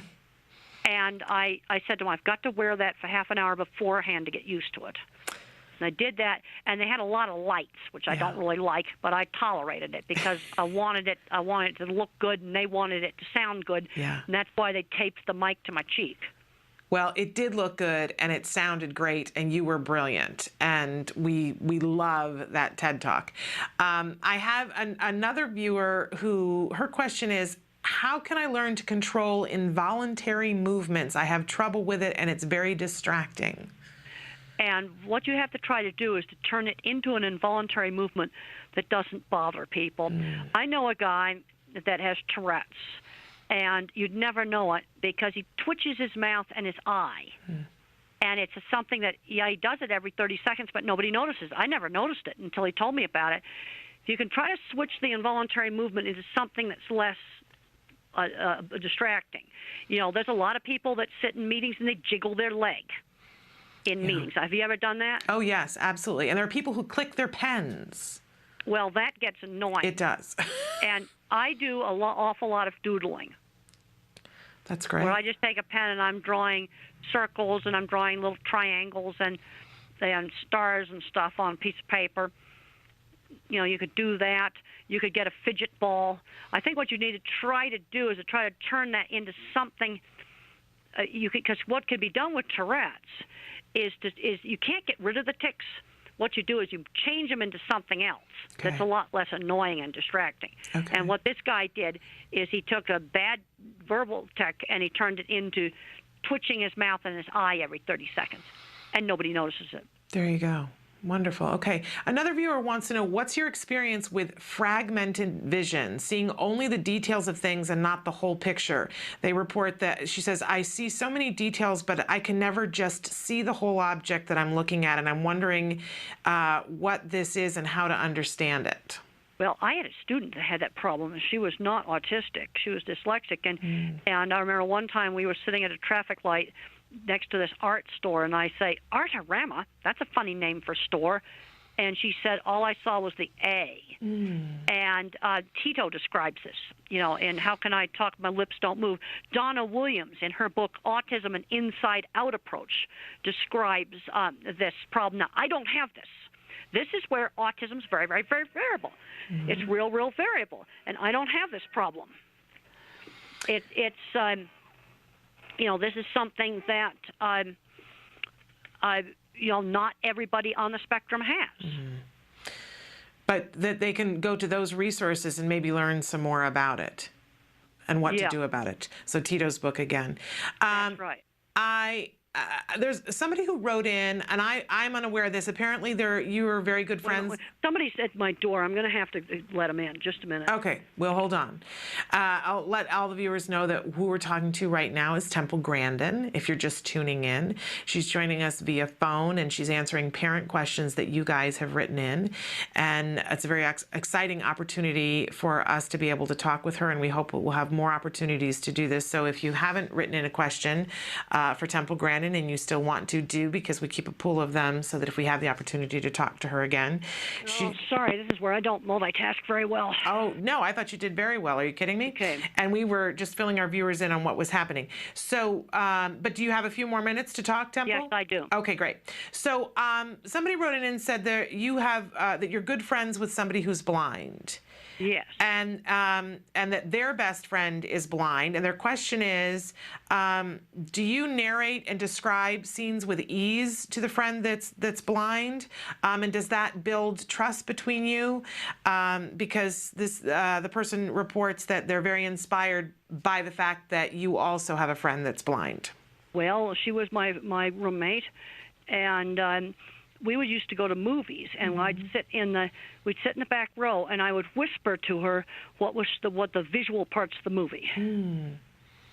How beautiful. And then she had a radio that would pick up TV signals, and we used to watch Star Trek on her radio. Oh, wonderful. And Star Trek was pretty good on the radio because I knew what the visuals looked like. And was it easy for you to describe those things to her? Yes, that was very, very easy because I'm a total visual thinker. There you go. So it was very, very easy for me to describe the visuals to her. What a gift to each other. You must have been. She was the best roommate I ever had. And Temple, is it easy for you to have friends? Is it something that you struggle with, or is it something that you're really adept at now? Well, most of my friends are through shared interests. And one thing I really recommend to all the parents out there, get autistic kids or kids that have got whatever diagnosis they got, whatever labels on them, get them involved with things with shared interests. School play, band, school newspaper, art club, computer club, robotics, Future Farmers of America, 4-H, Boy Scouts, Girl Scouts. Get involved in activities where they have a shared interest. I think that's great advice. We actually had a parent write in on Friday about having a teenager and how there aren't supports, but that she has him in a sailing club and a couple of other clubs. Good. And we had said, clubs are great. So she felt like maybe, but she's wanting something more. And I know you talked earlier about volunteering to get them ready for job skills. Is there anything else we should be focusing on with our teenagers? Well, middle school, we need to start focusing on job skills. And volunteer work does count, and I think it needs to be work outside the home. It could be a tour guide, it could be clean the swimming pools, walk some dogs. People that live in the city, live in an area where there's a lot of dogs around. Walking dogs is, as far as I'm concerned, that's a new paper route. Okay. We need to be giving these kids a job that's a lot like a paper route, where they got to do it every day and have that responsibility of doing it. And does it need to be something that is in their area of interest, or it just is a job and they get paid for it? Or sometimes it needs to just be a job. I don't think cleaning pools would be in anybody's interest. Yeah. But sometimes they just need to do a job. Okay. They need to learn how to work. Yeah. Yeah, and I think for a lot of our kids on the autism spectrum, they have a really good work ethic, especially those that have had a great deal of ABA. They sort of get it, that my time is taken up doing this right now. But I do see that as you get into those teenage years, it gets a little bit rougher.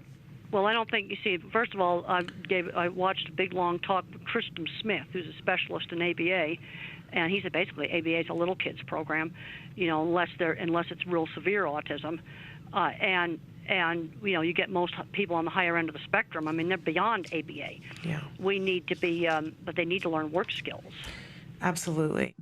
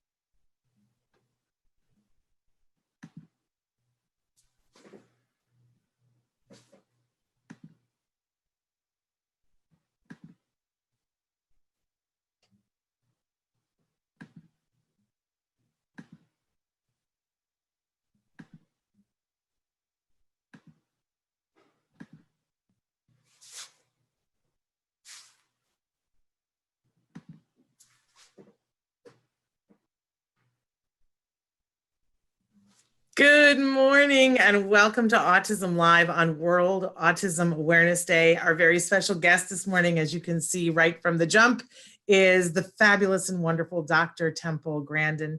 Dr. Grandin, thank you so much for being with us this morning. Well, it's really great to be here. Well, and I mentioned before we got started that I wanted to take just a second at the top of the show to talk about World Autism Awareness Day, that this is a day that was created by the United Nations, and it is a day that asks all nations to step forward, to think about individuals who are on the autism spectrum and to find ways to bring the dignity of these individuals together, and to call nations to ask them to problem solve, to be able to get resources to these individuals, and for them to be treated with the respect that they so richly deserve. Every year they have a special message to nations, a call to action about a specific thing. I don't know what they intended for this year's call to action to be, but it is in fact that individuals with the autism spectrum are treated fairly during this COVID emergency, that they do not lose resources that are vital to them, that they don't lose progress that was hard won and fought for them, and that they continue in this emergency to have access to medical care, that there is consideration given to how they need to access the medical care, and that they continue to have access to all of the things that a person, any person has the right to, things that shelter, employment, education, all of those things. I think we can all agree how important that is. And I'm so excited because we have Dr. Grandin here today to be answering your questions live.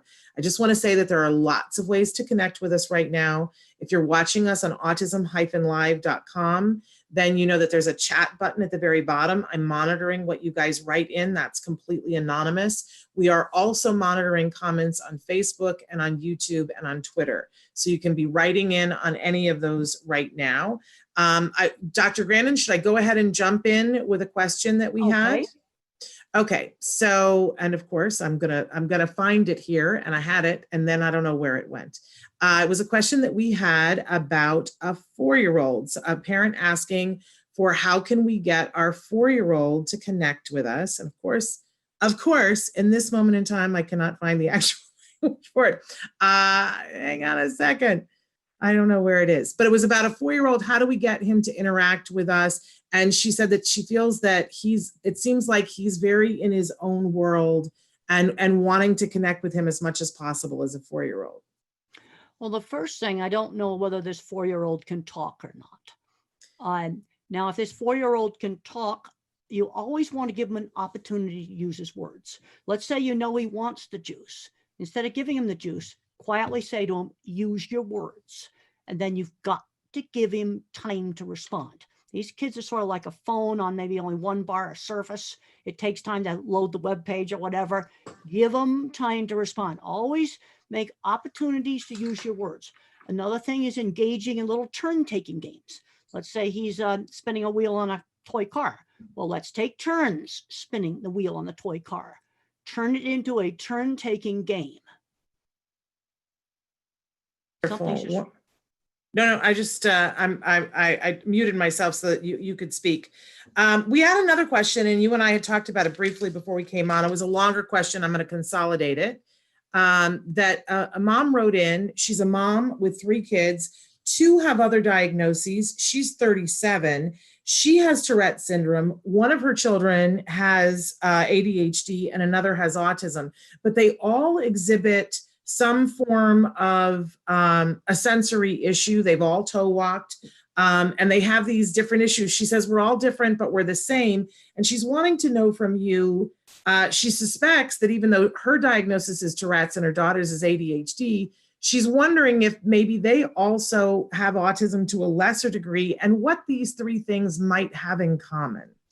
I wanted you to talk about that. Look up research on Google Scholar. Now, Google Scholar is the scientific version of Google. And if you go on Google Scholar, you type in autism and ADHD, you're going to find, and genetics, you're going to find there's genetic crossover. There's also crossover in brain scans where some of the features are the same. See, these diagnostic categories are not precise. It's not like a COVID test. And I want to say a high quality COVID test done correctly that will give you a definitive diagnosis. It's not precise. These categories have blurry boundaries. Sensory issues, those happen in many different disorders, both developmental and head injuries. You also can get sensory issues. So their social awkwardness tends to go with a number of these different things. It's not real precise. Okay.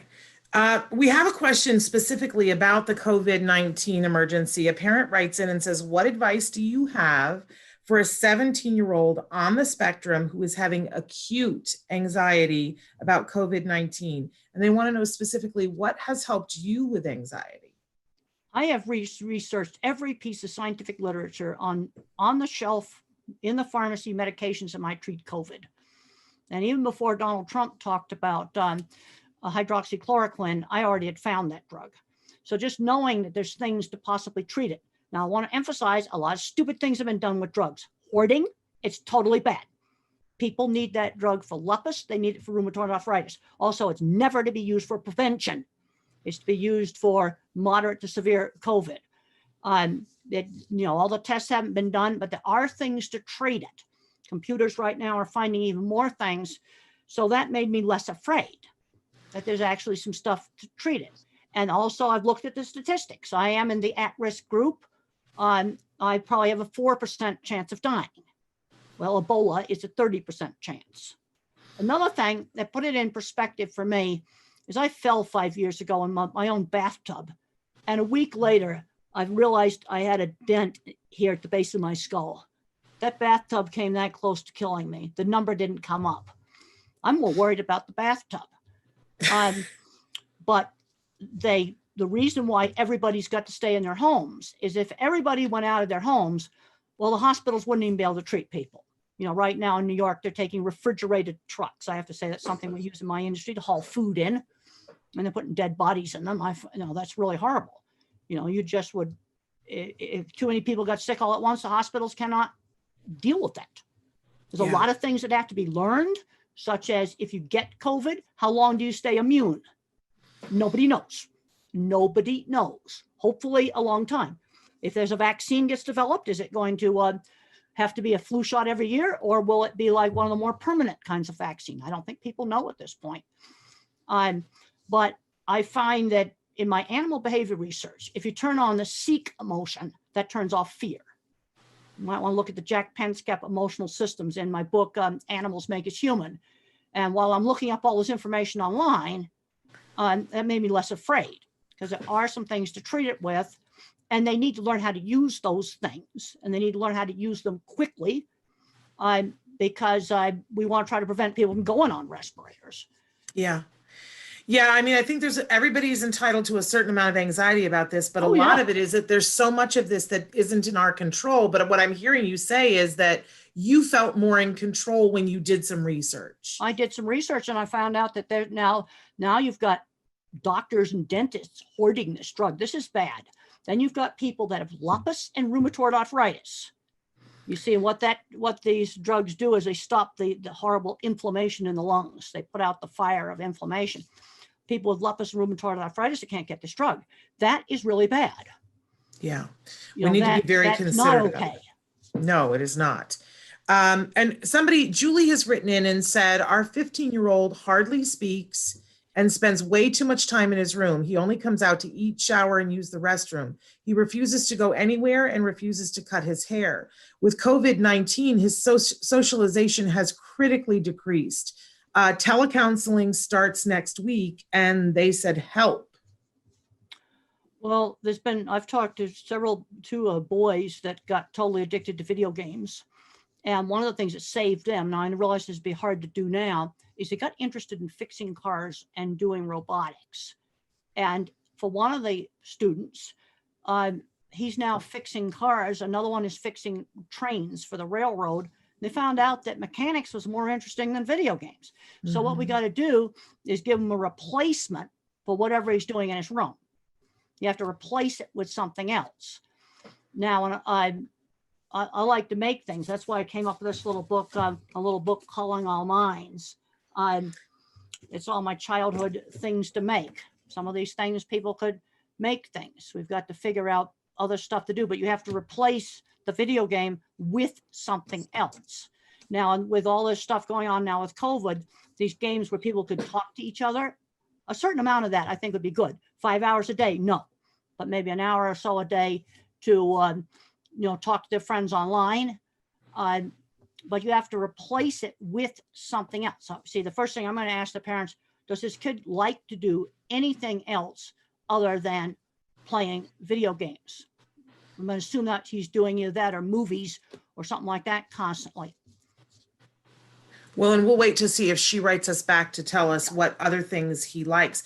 You and I had an opportunity right before we came on live, because she mentioned the telehealth, to talk a little bit about telehealth. And because you were saying to me how important it was for the little kids to continue to get their therapy. We were talking absolutely.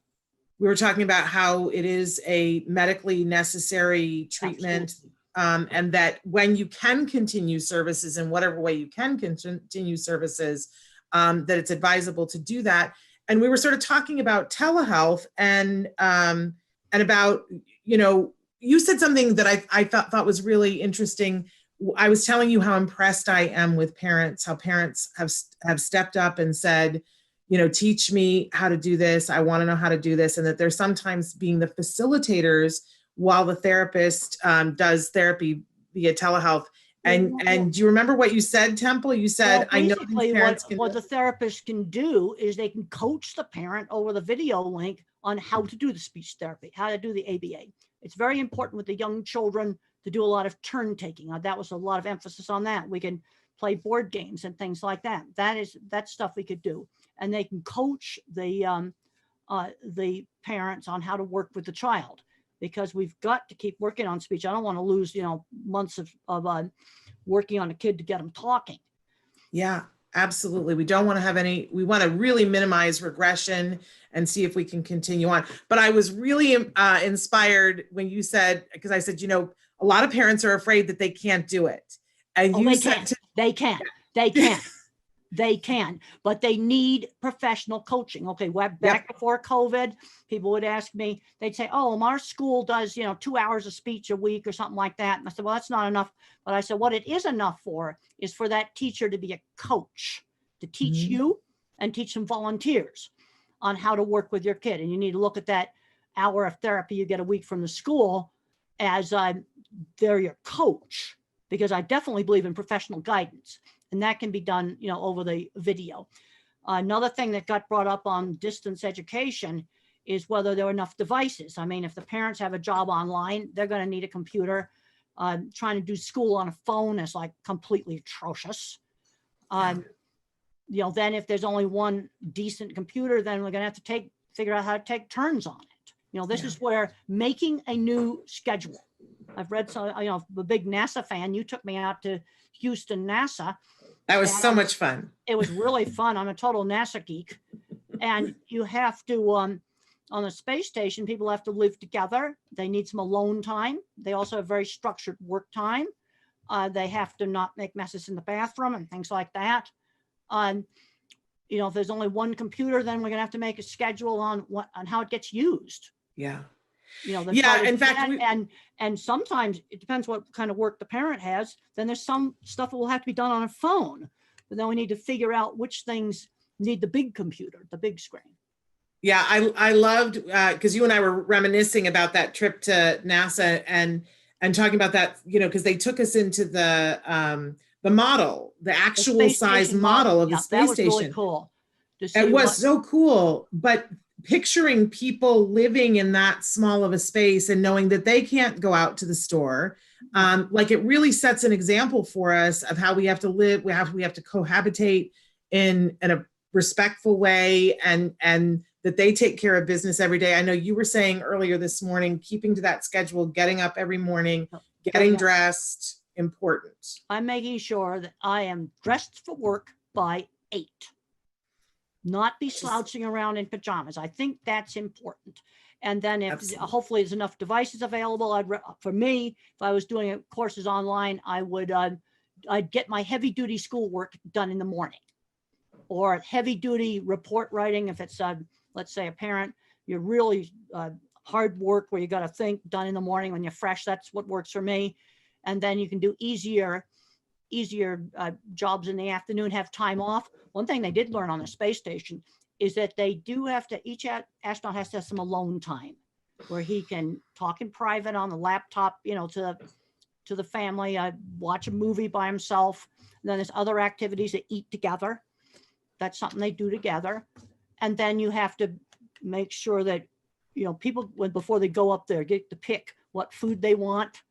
There's some choices. Well, somebody's got to not be taking somebody else's food. This is the sort of thing that would really cause a lot of friction on the space station.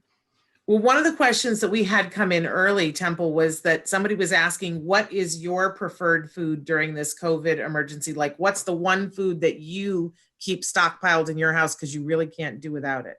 Well, I really like some dark chocolate, but I've got to make sure people have given me a lot of that I'm really limiting how much of that I eat. I still am eating the same yogurt and fruit for breakfast. I have that. Fortunately, I've got people shopping for me, which I really appreciate. And it's been making me think about food in a different way. And my boss, most time they buy stuff I like. I bought some stuff I did not like, but I had to eat it. We cannot be wasting food. When you've got people in that Amazon warehouse or some other place that are getting it ready for you, that every trip to the grocery store, there's an exposure risk. No, you eat it. Absolutely. There was some sliced processed turkey that I really hate, and it's getting eaten. There you go. You're a good role model. Now we've got a couple of people who are writing in and letting you know that that they themselves have had diagnoses. One who says, I got a late diagnosis. What services would you recommend to help me cope? And another person, is this a teenager or an older adult? I don't need to know the exact age, but I need to know, am I dealing with a 10-year-old, a teenager, or an older adult? Well, they're saying they got a late diagnosis, so I think you're talking about an actual adult. Well, there's a lot of people. We have a book, Different Not Less, which is 14 old Asperger's or people diagnosed on the spectrum later on in life. And where they found it really made a difference was with their relationships. You see, this is where, I had a lady come up to me in the Denver airport one time, and she said, oh, now I understand my engineer husband after I read your book, Thinking in Pictures. Now, on the job front, I think some people are getting too overcoddled when they should be getting out and learning work skills, because all the people in the Different Not Less book had jobs ranging from a tour guide at a history museum to IT and a medical doctor, all different kinds of jobs. I didn't just fill it up with the computer geeks. And half of them are on the autism spectrum out there in Silicon Valley. I've been there. They avoid the labels. But Absolutely. the first step is realizing, that you think differently. And for relationships, that it's been a good thing for a lot of people. And that's why I did the Different Not Less book. And all of the people in that book are employed. Wonderful. I should point out that Temple has been prolific and written a lot of books that are really amazing resources. And you can find all of her books on Temple. They're available on Amazon. Look at that. New edition of The Way I See It. Brand new 5th edition of The Way I See It. A whole lot of little short articles. We updated it. Just came off the press about a week ago. Wonderful. And so people can go to templegrandin.com to get the books, but they're also available on Amazon if you want to put it in your Amazon cart as part of your delivery. Now, Katie has written in and said, I have anxiety a lot. I have autism and ADHD, and I'm worried a lot. How can you help me with my anxiety? But Katie does not say how old she is. Katie, this is the problem. You see, because I've been on antidepressant medication since my early 30s. Because as I went through my 20s, my anxiety got worse and worse and worse. My body was like in a constant state of fright. I remember telling Dustin Hoffman when he did Rain Man, imagine how nervous you were when you did your first interview to land a big part like that. Well, that's the way I feel all the time. And in my book, Thinking in Pictures, I describe what it was like before and then taking antidepressants. I've worked with other people that are visual thinkers, that are very, very anxious, and they've been able to remain employed by taking a low dose of Prozac. I'm taking one of the old-fashioned drugs. The mistake that gets made with antidepressants when they're used for anxiety is too high a dose. Label doses are often way too high. You might have to take only half to 3/4 of a label dose on some of these different drugs. But basically, antidepressants saved me. I don't think I would be here. And one of the things that happened with me is some of my stress-related health problems cleared up. The colitis cleared up. But, there's a place for medication. Now, way too many meds are given to little kids. That's why I wanted to know age. Now, I was a full-fledged adult when I took it. Okay. You know, my brain was now, you know, fully developed. But there's some people that are going to need a little help from biochemistry, and that's why the chapter is called A Believer in Biochemistry. The other thing that helps is exercise. I'm doing now modified push-ups every night. I was doing sit-ups, but my sciatic nerve acted up, so then I had to change that to modified push-ups. And what I do is a burst of hard exercise. And if I don't do that every night, I cannot sleep. So that needs to be something people get into their schedule. And I had already developed exercises I could do in a hotel room. You know, I don't really like going to the gym in a hotel, something I could do in the room. And I want to warn you that the first time I did the sit-ups, I could do like 2. You have to work up to it over several months. But those are things that helped me. The other thing is there's a point where you just got to get out and do things. Mother always gave me a choice. When I was 15, I was afraid to go to my aunt's ranch. Mother gave me a choice. I could go for a week or I could go all summer. Not going, that wasn't going to be one of the choices, but always choices. But there's a point where I recommend reading that one chapter in particular on how I dealt with anxiety. And the thing that was weird is that when the colitis flared up, I was less anxious. It was really, really weird. Interesting. But I don't think I'd have any insides left if I hadn't gone on the medication. And I know other people professionally, visual thinkers, one that's definitely autistic, other 2 are definitely not autistic, where a little dose of Prozac kept them off the drugs and the alcohol. And they'd be in the gutter if they weren't on the Prozac. Wow. Now, our mom who asked before about the young man who is in his room all the time, the 15-year-old, she has written back to us and she said that you were right. He is obsessed with video games. She says his school was creating a special project for him, for him and a group to create a new sign for the school. With the school being closed, that is on hold. He loves art. We brought more than $200 in supplies at Christmas as a Christmas gift, but he has no interest in any of it, Temple. Well, you can still design a new sign for the school, and you can display it online and show it to people, and you can still work on design stuff. You know, this is still going on now. Like we're doing cattle stuff. Mark, my assistant's doing cattle stuff, and we can't go anywhere. We can't travel, but we're still doing design work. People write into me about livestock stuff. We're still doing it. But Temple, how did your mother motivate you? I'm always amazed by the fact that your mother was so ahead of the curve. And you have told me before that if left to your own devices, you would have sat and spun the little metal plate at the end of your bed. And that's what you would have done all day long. How did your mom get you out of the bedroom, get you into the stalls with the horses, and then get you drawing horses?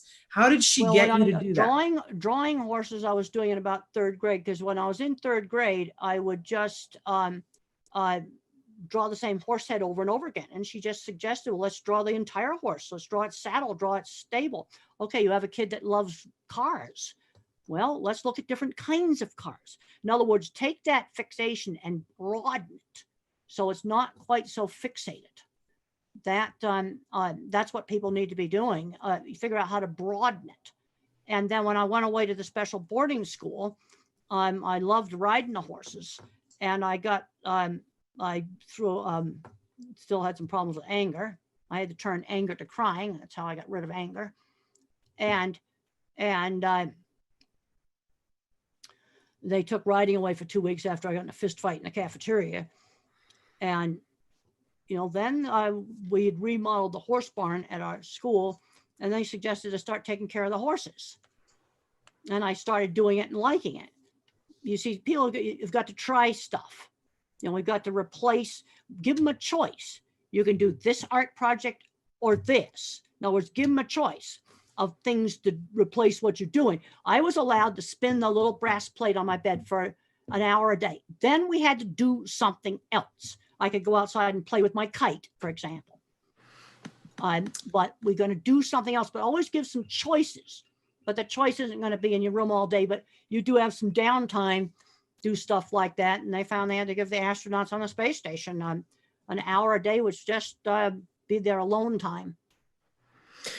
So many people are writing in so many wonderful things saying what a gift to have Temple's opinion and thank you. And a mom who has written in and said that you helped her so much that years ago you were able to be on the phone with her and that you helped to get her child to eat and that it was just a dream to be on the phone with you. So just want to acknowledge that there's so much love being poured out to you right now. Well, I really appreciate that. And I just want to, this is a difficult time. I mean, I've had all my events are canceled for the next 2 months. Everything is canceled. My last airplane trip, last event was on March 11th. I got on a plane on the 12th. They had a faculty meeting the next day. They were going to close school. That was Friday the 13th. And we were told to get our classes online. Boom, like that.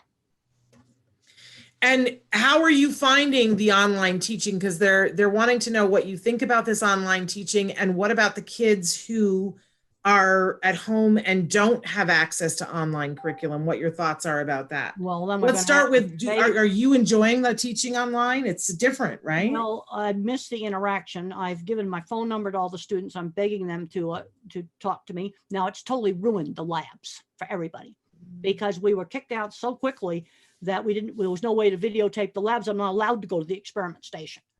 So that really is bad. Now, other parts of the class, the lectures, I had 3 of them already online, and the 3 others we put on a website that's used for the university online learning. So the lectures are there. I have a project where they have to do look up journal articles online on a subject that each student picks on animal behavior that interests them. That we can still do just fine. They're still going to do the drawing project, and then to turn it in, they're going to have to screenshot it with their phone. And then I get on the chat board every afternoon and make replies. And so you're making it work. Make it work. Right. And I had to learn how to use the stuff. I had to get my students to teach me how to use it. And it's like, boom, you got to do this. For the parents that are home and have kiddos that are home that are on the spectrum that typically would have had an aide in the classroom and are now faced with the teacher being online and the kiddos aren't responding well to it, do you have any words of wisdom? Well, the thing is going to be really hard on the parents. The parents are going to have to be the aide. I don't know anything else to say. Now, I'm recommending that we're going to get up. We're going to not be in jammies. We're going to get dressed for school, dressed for work. I think that applies to the whole family. And let's get some of the serious schoolwork done in the morning when you're not tired and cranky, and save the easier stuff for the afternoon. Then we have then you have an hour where you can play your video game, and then you can go walk the dog. Then we do some exercises. Maybe we get group exercises online or something, but make a new schedule the same way they do in the space station. They schedule their meals, they schedule when they have to do their experiments, but they also have scheduled downtime. Yeah, in fact, you can pretend that you're on the space station. Well, that's sort of like what it's like. Yeah, it's exactly what it's like. And then for parents, they're also wanting to know, if there isn't anything online that's being offered, do you have any recommendations? Well, then I would go on some of the homeschooling websites and maybe buy some workbooks, buy some materials online. Now, one of the problems that's happening with Amazon Warehouse now is they may run out of books because they have to stock essentials. But the books are available electronically. So if you buy a Kindle or some other device like that, that I'm sure that's considered essential, but no, you need to get some materials. I'd get on the homeschooling websites and I would try to find materials. And we're going to have some classes. We're going to have to have a time where we're going to do schoolwork, whether it's actually online or you're going to do it with some materials. There's tons of free stuff online. Let me tell you how to find some really cool mathematics stuff. Use Google Images to search for mathematics stuff. You will find websites you will not find on regular Google. You want to see the cool patterns? Go to Google Images, type in protein symmetry. Let the math kids go play with that. You and I they'll talked see a about map this and last week, and I've been having fun with it all week long. Because when I called Temple to see if she was available to do this, and she was like, "Are you near your computer? Look this up right now." And I said to you, I said, Temple, I'm looking at these beautiful pictures. What am I looking at? And do you remember what you said to me? Well, you're looking at things like the mitochondria of the cell that provide energy for your body to work. Yeah, You're but you looking said at- to me, you're looking at the art that is inside your body. That's right. That's And right. that got me very It's excited. very, very cool. And there's so many, now for computer programming, there's Scratch programming, there's a code.org. That's another thing. Coursera has a lot of free college classes. Now, if you want them for credit, you're going to have to pay, but there's a lot of free stuff online that you can do where you can take college classes online, really cool college classes. You So turned take me on advantage to of this Khan stuff. Academy. You're the Khan person. Academy. Yeah, Khan is KHAN academy.org, you guys. And Temple was the first person to tell me about that. And they have curriculum aligned information for everything from pre-K through 12. It's an incredible, and actually above that, it's an incredible place. And you're the one who told me, and I got my son on there. It changed everything. And it's free. So you can't beat that. All this stuff I'm talking about is free. Okay, some more questions here. Now that adult that we were trying to figure out, he said he was diagnosed at 58. How exciting is that? And that he was nonverbal until he was 5. And that was that person that we were talking to about things that could help, resources that could help. So it was an adult. Good. Another person says that they have a 5-year-old who has good vocabulary, but how can I encourage him to talk? He's simply not interested to talk. Used to talk when he was below 2 years. Well, always make opportunities for talking. If he wants a food or he wants a toy, say, use your words and then give him time to respond. These, if the website doesn't come up right away and you're poking the mouse and stuff, and then the computer just freezes. Well, that's the way these kids are. You might have to give them 5 seconds to respond. That's a long time if you time it. But always have opportunities to use language. Okay, let's have some sit-down meals now, like we used to have in the 50s, where if I put my fingers in the mashed potatoes, mother would say, use the fork. If I reached across to grab the serving dish, mother would say, ask your sister to pass it. Give the instruction. Then you might ask him what he did what he did on his online learning, or a movie he looked at. In other words, each member of the family would tell something they did that day. I think this is one of the ways to get language going, because that's what they do at the space station. They eat together. Absolutely. Speaking of that, Angela wants to know about relationships. I have a 17-year-old that doesn't have friends outside of school or sports. Not sure what to do. Is there a website that teens hang out on? Well, it's friends through shared interests. I mean, I've got friends, and there are people where we do cattle stuff together, or it's animal behavior, or it's autism stuff, where it's a shared interest. Robotics, of course, when school is going, things like art, robotics, choir, all the things we can't do now. Those are things that would be a shared interest. Fixing cars. I had friends that that built equipment. Those are things that are a shared interest. Yeah, there was a study that was done years ago about how to make kids bully proof, how to get them to be less bullied by their peers. And what they found was that if they created a club after school, and it could literally be that kid creating a club about their interest, that it attracted other people to whatever their interest was. And then they formed a pack, and they were less likely to be picked on, all of them. Well, and I sort of thought that was fascinating. That's a good idea, because the only places I was not bullied in high school was horseback riding, model rockets, things where there was a shared interest. Now, fortunately, when I was in elementary school, I went to a very small elementary school, really small little classes. And the teacher explained to the other students that I had a disability that didn't show, like crutches or a wheelchair, and that the other kids need to be helping me. And that has a fancy name. It's called peer-mediated intervention. And I do have a free paper online. It's called how horses how horses help a teen with autism to make friends and learn how to work. Type that title into Google, you can find it. Okay. You mentioned before that you got into trouble at school because you got angry and that you learned to deal with the anger through crying. I'm always fascinated though, what made you angry? Like, why did you punch that person in the... They had bullied me. They had called me names. They had bullied me. That was the reason. And I had to switch from anger to crying. And another thing with NASA, I went to a really sad thing where when they had on 60 Minutes when the space shuttle got canceled, these NASA space scientists were crying. And that's one of the reasons why they still have their jobs, because they were throwing tools. NASA would have fired them for that. Absolutely. Absolutely. It's better to cry.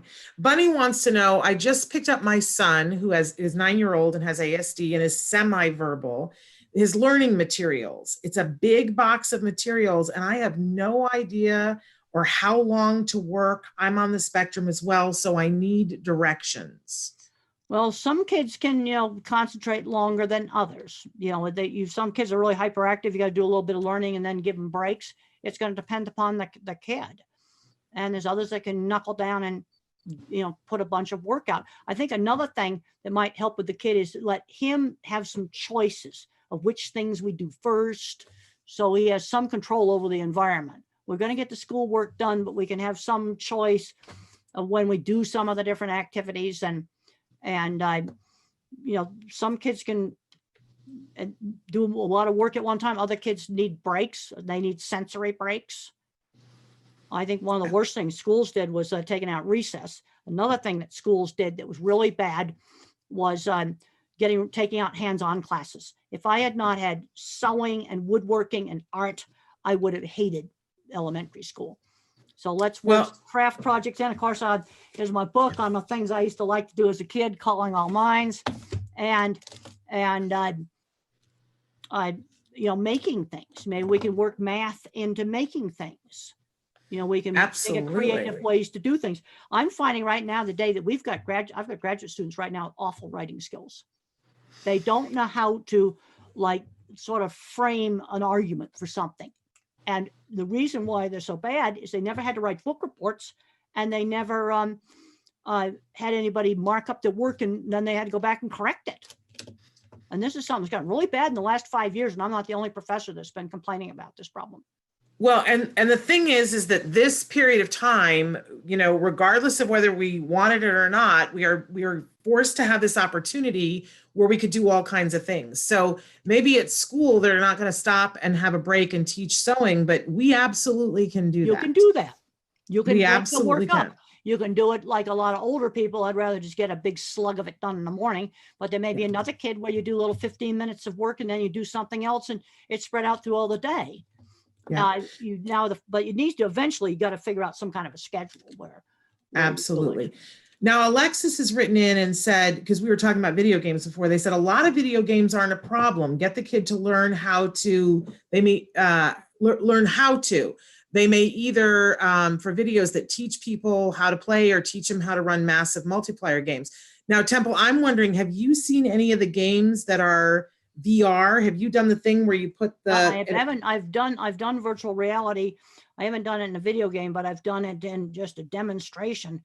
They have ones that teach job skills. Well, and they make it fun. Well, that's good. Some of that stuff would be good. Like maybe it's a video game of how to interact with customers in a store. Yeah. That's something that could be helpful. You see, there's a lot of things you can learn from video games, but absolutely, that's an hour a day of doing it. Okay, eye-hand coordination, some problem solving. So that's 1 hour a day of doing it, not 5 or 6 hours a day. The benefits you would get in 1 hour. Now, Nikki has written in on Facebook and she wants to know, what coping skills can I use when our internet or cable goes out? My autistic son beats himself, attacks others till it's fixed. I've tried social stories, a box of things he enjoys to keep him busy, but it doesn't work. He even goes so far as pulling his own hair out. Please, how to help with his anxiety about cable and internet connection not working. Thanks. She says this is a major problem. Ooh, well, one of the things first of all, let's try to work on getting him to do some other things where he's not so dependent on the internet connection. Does he have a dog? would he like to learn how to cook? Would he like to learn how to do some hands-on thing? I'd like to try to get less dependency on the internet, that there's other things that you can do. And Absolutely. And now there's still, if you have DVDs around, you can have some DVDs that you could play. You can probably buy a DVD player online so that you've got some movies stored. So when the cloud crashes, you could still have things to do. You see, the problem is the internet circuits are getting overloaded. Yes, It's it a is. problem. I keep, keeping my fingers crossed that we get to get this live feed out. But I also want to put a plug in for those of you who are having ABA with your kiddos and you're doing that telehealth piece that Temple was talking about before, where they're coaching you. This would be sort of an ideal thing to ask for coaching on from your ABA professional to help you to set up parameters and an intervention so that you knew what to do when it was happening and you knew what to do before it was happening. I just want to throw that 2 cents in. Well, I'd like to try to work with this kid to have less dependency on the internet. Absolutely. And let's start working on gradually getting him to do some other things that have nothing to do with a screen, so that screens aren't his whole entire life. And Yes. you're going to have to do that gradually and give him some choices, because so the internet is going to go down. That's going to happen. It is going to happen. Manuel wants to know, my daughter is nonverbal and very hyperactive. She's 9 years old. What would you recommend to help her? And he says, it's a pleasure watching you both live. It's a pleasure being here with you. And I don't know about you, I got so excited about seeing Temple's Kitchen. That was a big, woohoo for me today. I read a really, really funny thing online that some employees, has this big, huge, super important vice president boss, and he couldn't get away from looking at the guy's kitchen cabinets. Right. And I read that on a thing about, working online. They just couldn't imagine that this big vice president might even have kitchen cabinets. Right. I'm like, Temple, there are things have. Right. There are things on your refrigerator. And before this is done, I need to know what things are on your refrigerator. Well, it's exciting to me. There's a bison on there, and there's a cute little puppy on there. Then there's some little magnets that were given to me of some artwork. Well, fabulous. But now back to the nonverbal, very hyperactive 9-year-old. What would you recommend, Temple? Well, let's try to work on things where he can, mother used to say, run the energy out of you. Okay. And it's a girl, it's a daughter. Exercise things, some sensory things. His mother says, run the energy out of you. So we got to try to figure out some things that he can do. I don't know if he lives in an apartment or what he lives in. But he's going to have, the other thing I'm going to ask is, what was he doing before COVID? What kind of situation was he in? You see, this is where I got to have more information, and how well was he functioning in his previous situation? Yes, it is a girl. He mentioned that it's his daughter. Right, girl, but okay. One of the things we've been talking about on the show is that even for people who are in apartment buildings, I just keep remembering, Temple, back to when I was a young girl and we didn't have the internet. And a lot of times we got snowed in for days on end because I lived in upstate New York. We play in the snow. Right? We went out and played in the snows. And then I was taught turn taking, where I'd roll the bottom ball of the snowman. My sister would do the middle ball. Then I would do the head. And then we had a box of old junk, the snowman decoration box. And it just had silly things in it, like hats and scarves and things like old pill bottles. We'd use those for eyes. It was wonderful. Of course, there were no pills in those bottles, empty pill bottles. Absolutely. Yeah. But there was also a lot of time when we were kids that we had to be stuck indoors, and we would make an obstacle course in the living room, and we would create ways and my mom would help us to create ways that we could get our yayas out. That's what we always called it. So even if you can't go outside, you can't get to a park, you don't have any place to take your kids, but you're in your apartment, turn your apartment into an obstacle course and make them run the obstacle course. Kids need exercise. Well, we used to play horses when I was a kid, and since I was big and strong, I was always the horse. Somebody light would ride me. But that, and then we had a brown rug in our TV room. That was the corrals, and then the living room was the pasture because they had a green rug, and that takes up a lot of energy. And that kind of play, it actually requires a lot of cognition. It helps you to work on all the different kinds of plays that there are of taking something and endowing it with other qualities, doing imaginary play, doing sociodramatic play. and it's really good for our kids. So, you know, it's really important, especially for those hyperactive kids, to be able to have a way to move their body. Even, you know, we were recommending the other day, rearrange your furniture, like push the furniture around, push it back to where it was. But that pushing kind of things activates heavy work. Exactly. So good for that. Also, if you've got an OT that you could get on a teleconference, you know, could give you some coaching, and that might be helpful. Oh, yeah, absolutely. Another question here. Good morning. Have a question. What do you do when your son doesn't want to be with another person? My son doesn't want to be with my little girl. And you were talking about if we had two astronauts that didn't like each other, how would we help them to work this out? Well, probably be spending some time apart, opposite ends of the space station. Oh, and there's been problems where on one of the not the U.S. space station, but a Russian space station, they felt they were overworked and they turned off the communications to mission control, and which wasn't the best thing to be doing. But now some people on the spectrum have problems with the high pitched, like a baby's cry, the voice. You know, could that be the issue? You know what? Sometimes it's sensory. I get asked all the time about autistic people and animals. And what I say is there's three ways that they react to animals. Love them, scared at first, then love them. And then ones where it won't work because they never know when the dog's going to bark because you can't control the dog and then it hurts their ears. Now, other sounds that you can control, like the vacuum cleaner or maybe some other hairdryer or something like that, if the child can turn it on and control it, that can often be really helpful. Where they turn it on and off, they might get to like the vacuum cleaner, but you can't control a little sister screaming or whatever. And if it's sound sensitivity, well, then you can wear a headset then when she's around, but you can't wear a headset all the time. It'll make your ear more sensitive, but you have it with you all the time, but you want to try not to wear it. Again, give him control, but I got to find out why he doesn't like his little sister. And sometimes things like that are sensory based. Now, I don't know. I'd have to ask a lot more questions. Okay. Another question, Dr. Grandin, I have a son who is 10. He loves to build cages for animals. It is all he wants to do. How can I foster this interest, but still get him to do his schoolwork? Well, we can have a time to do his building things, and then has to be a time for doing schoolwork. We might give him some choices of the times on the schedule, but you are going to have to do some schoolwork. Absolutely. And the other thing I might do, if you could get the teacher on the phone or something and ask for help. I think a lot of these teachers would be available by phone, and maybe the teacher can give you some ideas. Absolutely. Katie wants to know, have you heard about the cholesterol study at OSU that's carnitine cholesterol absorption issues, talking about regressives, mitochondrial disorders, and apraxia, and she wants to know if you know anything about that. I would recommend you go to Google Scholar and look things up. Now, I know myself, I have to eat a certain amount of meat. There's no way I could be a vegan. My mother's the same way. We got to eat a certain amount of meat. I think there are differences in metabolism, but I would recommend doing Google Scholar search to look that stuff up. And how do you get on Google Scholar?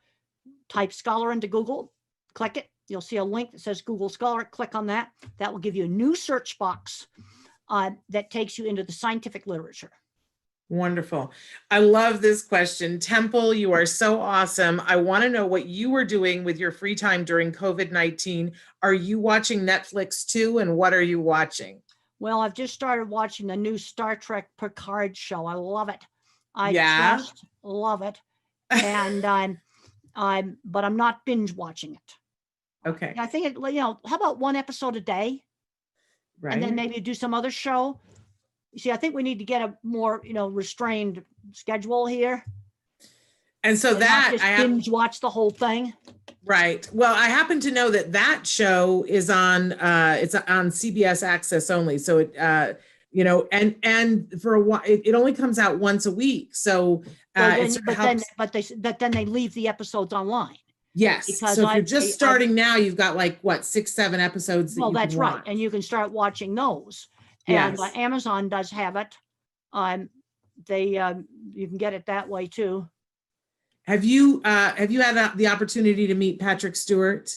Never have met Patrick Stewart, but I did have the opportunity one time to meet Leonard Nimoy. Oh, I'll Yeah. bet that was super cool. Yeah, that was. Now, I've not met, I did not have the opportunity while he was alive to meet Leonard Nimoy, but I have met Patrick Stewart. He would probably think you were the most fabulous thing I ever. loved Mr. Spock, and I loved Data, because I really Yes. related to those characters because they're like an autistic person. Yes. There's a lot of subtle emotional things that I still don't pick up. Now, are you watching? There's a lot of things on television right now, Temple, where they're featuring characters who are on the autism spectrum. Are you watching any of those? Good Doctor show. I've seen that. Yeah. Now the thing is, a person with autism, as they get more and more, do more and more stuff, to start to learn, and learn, what gets people upset and things like that. But I still have got, I have problems because I tend to be very, very logical, and I found that looking up online, medications that could treat COVID, that greatly reduced the fear. I remember when I first found some of the drugs, I'm going, wait a minute, I'm not going to die. There are some things to treat it with. Yeah. And that's a very healing thought. Navnet wants to know, my son does not speak and was diagnosed with autism when he was 1.8 years old. He is now 5.5 years old.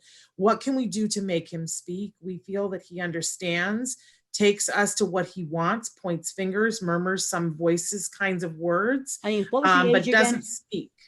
He's 5.5 now. Now, the thing I want to ask at 5.5, are you getting any words at all? See, this is where I want more information. There are some kids that aren't going to learn to speak, and they remain nonverbal. And there's some really good books to read.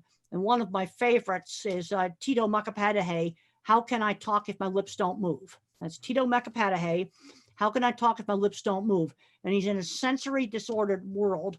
And then there's the sequel to The Reason I Jump. And I like the sequel. It's got something like fall down 5 times, get up 6 times. It's got a weird title like that. And he talks about not being able to control his movements. And so now we got to give him a way to communicate if he's not talking at all. And maybe we need to introduce typing. Tito and Noki both type independently, completely independently. And if we got kids that remain nonverbal, I think those 2 books are absolute must reads, written by people on the spectrum. Yeah, everybody that we know that that is nonverbal, that wasn't speaking as a child, and then has been given a device or given a method to have functional communication, they all say the same thing. They say how important it is to give children a way to communicate. I agree. And that it's different. I mean, I guess there's preferences, in the ABA world, they don't necessarily recommend having sign language be the preferred modem of communicating, because so many of us don't know sign language. That's right. I would agree with that, but some way to communicate. And there's some that can type completely independently. There are others that can use communication devices. But I can remember the frustration of not being able to communicate and just screaming. And in one of my very first book, Emergence Labeled Autistic, mother was taking me to the speech therapist, and I didn't want to wear this hat, so I chucked it out the window of the car, and she tried to grab it, and we got hit by, sideswiped by a semi-trailer. He swerved off the road to save us, because I didn't want to wear this stupid hat. You see, that is frustration with not being able to communicate. It is a huge frustration. Absolutely. We're running out of time. I'm going to ask one last question. Temple, you are the best. I am crying watching this. How can I find my son's special interest? Well, I need to start asking a bunch of questions. If maybe it's a video game. Well, what's a video game about? What's his favorite toys? I don't even know his age. Yeah. Now, the other thing that's really important on interests, I got interested in cattle when I was 15, when I was introduced to them on my aunt's ranch. So what this shows is that an interest can happen by introducing different things. Mm-hmm. And this is really important on careers. And I think learning how to work's really important. But I got introduced to cattle. And then you find out you like them. Or maybe you get introduced to something, you find out that you don't like it. That's important too. Yeah. But we need to be introducing kids to more things. I would have to ask a lot more questions. I don't know the age of him. I don't know how verbal he is.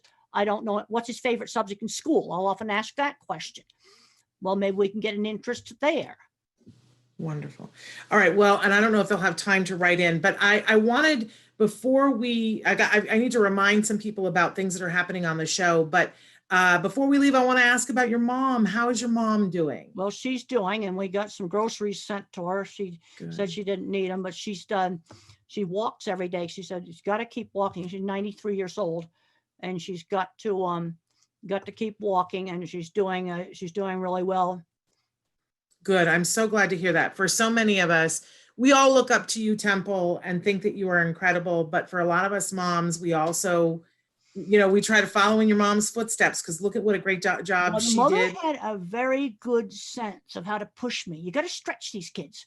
You don't chuck them in the deep end of the pool, but she had stretch and give choices. Stretch just outside the comfort zone.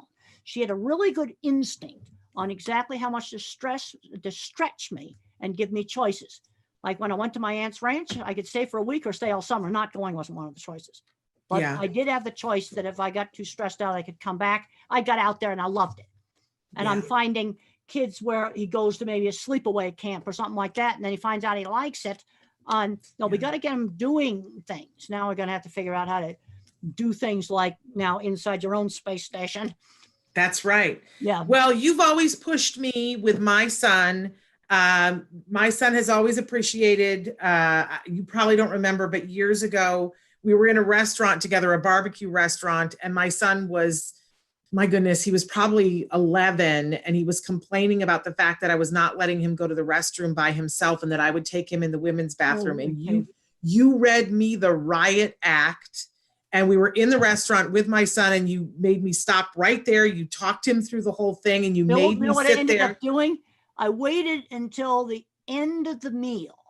Yes, we had the whole meal, like maybe 20 minutes or so. And at the end of the meal, I just casually said, okay, it's time to use the men's room. Yes. And he got up and he used it, and he had to ask the waiter where it was, because I could see, I was facing towards where the restrooms were. You were back to them. And he went and he successfully used the men's room. Yes. I didn't tell him at the end of the meal, you're going to use the men's room. No. I just casually said, okay, it's time for you to go use it. Yep. And you made me sit there, and you talked me through it while he was in there, and you told me he was going to be okay. And you told me, you have to stretch him, Mom. You have to let those apron strings go further, because he needs it and he's ready for it. And it was a barbecue restaurant. It was like 1:30, 2 o'clock in the afternoon. Yep. And there was nobody else would have been in that restroom. It wasn't busy. I could see the door and then see him come out. Yeah. And he did it. Yep, he did. And all because you talked me through it. And I appreciate that still to this day. And he does. He's like, Temple's on my side. I get to use the men's room. All right. We are about to be out of time, but I can't tell you how much I appreciate you. And honestly, Temple, if you have more free time over the next couple of months, we're happy to have you back whenever you want. Okay, as long as you have me back at 5 o'clock my time in Colorado. Yes, we have you back later on today for a very specific group today that it's just a group for parents, and thrilled to have you then. But if you want to be back on Autism Live, where we will make ourselves available whenever you want to do this. I'll probably be happy to do that. Well, wonderful. A couple of programming notes that I want to tell you guys. We are back tomorrow with Let's Talk Autism with Shannon and Nancy, and our very special guest on the show tomorrow is Danny Bowman. She is, and actually you have met her, Temple. She's a remarkable young woman in her 20s on the autism spectrum, brilliant artist, has her own animation studio, and she teaches animation to individuals on the spectrum. And she's offering a very special online class right now that's free. Well, she's going to tell us about that. So wonderful. And then we've got great programming for you next week. I want to let you guys know that a week from tomorrow, we're going to have Julie Matthews from Nourishing Hope. There's another person that Temple, that you've done things with Julie Matthews before. And she is getting ready to do a big summit that's online towards the end of this month that I think you're all going to want to know about, because it's about the food that we eat and how it affects us and how it affects our kiddos, and what foods we can do to keep what things we can do to keep our food supply, even in this emergency, as clean as possible, so that our kids have healthy guts, which then helps them. And I know that that's something that you're very interested in as well, Temple. We all got to be healthy. And you were talking about the food supply, right? Well, I'd say we got people out there, truck drivers, we need to be thanking them, people that work in these warehouses. Absolutely. Because you have the Amazon warehouse, but you take Walmart, Walmart has a warehouse, Target has a warehouse, all the grocery stores, they have these big distribution centers, huge supply chains that people have to work in to get that food into that store. Absolutely. Absolutely. So Julie's going to be talking with us a week from tomorrow. We've got great guests all next week, including Dr. Doreen Granpichet on Wednesday, here answering your questions. But we're a little bit past time. We have to let Temple go. She's got lunch plans. Another appointment, so I'm going to have to go. Temple, it's been such a pleasure. I'm going to talk to you later on today. Okay, great. Wonderful to talk to you. I'm going to sign off now. All right. Thank you so much. And I'm going to sign off too. We're going to be back tomorrow with Danny Bowman and Let's Talk Autism with Shannon and Nancy. Until then, give your kiddos a hug from me and one for you too. Bye-bye for now.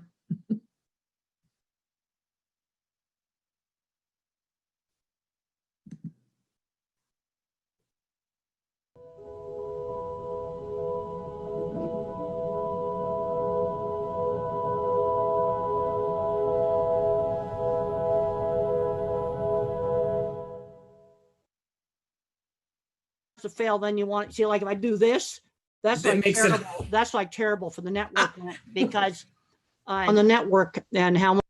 Oh, now we're here tonight. Well, I just messed up the network doing that. I was going to say, it's like the doctor who said the old joke about you go to the doctor and say, doctor, it hurts when I do this. And the doctor says, well, then don't do that. Yeah. Right.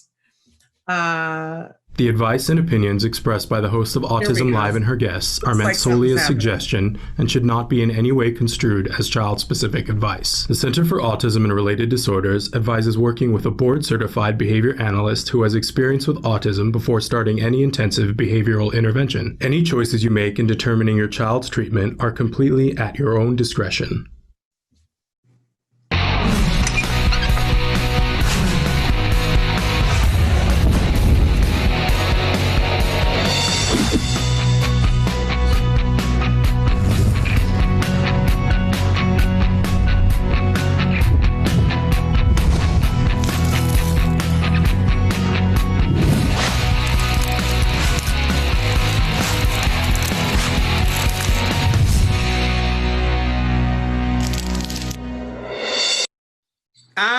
Good morning. It's a fabulous morning, Tuesday, and we're here with Dr. Temple Grandin, and we've already had technical difficulties.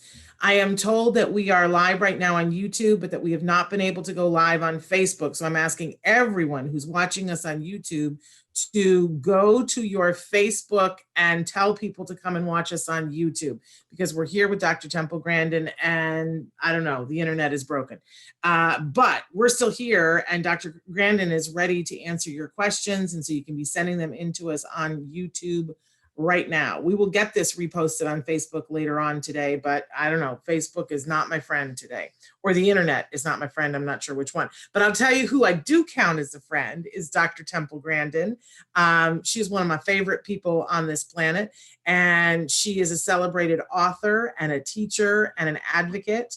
And right before we went live, we were talking about how books, ebooks, and hardcover books, and how it might be a little bit difficult to get books, but we want you to know that it isn't easy to get. Excuse me, I just did something that might make the network. Ebooks, we were talking. Ebooks aren't where the problem is. Ebooks work fine. Amazon's got plenty of ebooks. That's where. But it's the hardcover that people might think is hard. Paper, it's the physical books where there's a problem. But it's like the internet's gotten overloaded. All the warehouse distribution supply chains are also completely overloaded. But there are a couple of places where they can go to get your hardcover books, and they won't have a big delay, and there won't be a big wait. For instance, they can go to Future Horizons, right, to their website, and they can order all of your books from right there. Yeah, so all my physical books are available there, and then I have some textbooks, and one of my textbooks publishers is going to be setting up a website to distribute directly for physical books. There you go. So don't despair. don't despair, don't do without books, but find different places to order them if they're being held up for you. So Temple, we're so thrilled to have you twice in the month of April. The last time we talked to you was April 2nd, World Autism Awareness Day. We just want to do it first because we got tons of questions that have already come in. Okay. But first, just want to check in with you. How are you doing in this period of isolation? Well, I'm working right now on updating my Improving Animal Welfare, a practical approach book. I have a number of guest authors in that. It's a textbook, which makes it a little pricey since it is a textbook. And most of my guest authors are getting things done. Actually, I've had plenty of time to work on it. I might be doing an even better job of updating it. Been looking up on all kinds of articles to add to it right here. This is stuff I just looked up this morning. I print out. I always love to know what you're researching, because the last time we had talked to you, you were researching protein symmetry, and it was some beautiful artwork. As you said, art in your body. What were you researching this morning, or is it secret? It's not a secret. I was simply looking up problems with older dairy cows, and that sometimes they get into very bad condition. And I was trying to just get some updated data on that. Because very cool. The second edition came out in 2015, and for the new 20 or 21 edition, I want to try to have the newer references. It's not changing a great deal. It's just updating it. So I was just looking up new information on bruises and survey that my student did at cow-calf producers on management practices. Very cool. I was telling you earlier that the first time I met you, the first time I interviewed you, we brought, one of the people on our crew brought cows, plastic cows, and you signed this one for me. You actually signed a couple of them, and Autism-Live gave some away to some really incredible people. I don't know if you know, that's how we ended up going to NASA together. Yes. You signed a cow for me, and I gave it to one of the flight directors at NASA, and he was like, is this what I think it is? Is this a cow signed by Temple Grandin? And I said, yeah. And he was like, oh my gosh, I can't believe you've met her. And I said, she would love to come here. And why haven't you invited her? And that's how that whole thing happened. We went to NASA together and toured. It was Temple, my small crew, and what was it, like 5 astronauts that were following you around all day? That was like a super, super fun trip. It was a great day. I have the video from it, and at some point we have to make a short film about that, about you going to NASA, because it's some pretty fabulous video. But okay, that's neither here nor there. Let's get into some questions, shall we? Because we have a lot of people voting. I just want to tell everybody, I have pages of questions that people wrote in. Can you see multiple pages? Plus, which we're taking questions right now on Facebook, on YouTube, on Periscope, and on Twitter. So if you are on one of those mediums and it seems that I am ignoring your question, please know that we're buried in questions, but keep them coming in. Okay, first question. I really want to know how Dr. Grandin started eating any kind of food. Did she work on sensory issues? Did she just decide to start trying different foods? My son is 11 years old, and since he was 2 years, became very selective. He says that he will eat once. He says he will eat once he went to secondary school, but he changes his mind and keep telling me that when he turns 20, he will eat then. He is a healthy boy, but really worries me that he doesn't want to eat like everybody else. So how did you, because you were selective for a while. Well, actually, I was a good eater. The reason why I was eating the yogurt and Jell-O in the movie is when I got in my 20s, I had terrible problems with anxiety, terrible colitis attacks. And then when I went on antidepressant medication, real low doses of it, that's the colitis attacks actually stopped because my nervous system wasn't in such a state of stress. But there were times where the colitis attacks were so bad that everything went through me, and that's why I ate yogurt and Jell-O. And then I would gradually wean off of that. And I actually hated yogurt. I had one doctor wanted me to drink buttermilk. That's like liquid vomit. I had to chug that stuff down. Ugh. And then I would wean back gradually onto regular food, some saltine crackers. And then I'll go and do a talk, and there in the green room's a whole bunch of little Jell-O things. I just hate Jell-O. It was something I had to do because of colitis. But let's just talk about kids that are picky eaters. One way to help to get them into it is trying new things, is let them get involved with food preparation, where they can play with the food out in the kitchen. We don't play with food at the dining room table. Want to have manners there, but in the kitchen we can play with food and explore it. Sometimes that's helpful. And one of my big concerns, if a kid just eats just 2 really restricted things, is the old vitamin deficiency diseases. I was just looking at one of my autism newsletters, and there was some kids that got scurvy. That's vitamin C deficiency because of being on a very, very restricted diet, and they weren't taking any vitamins.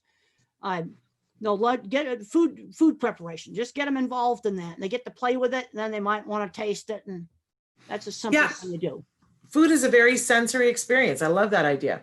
Another question. Good morning, Dr. Grandin. I have a 10-year-old son diagnosed at 5 years old, went from verbal to nonverbal.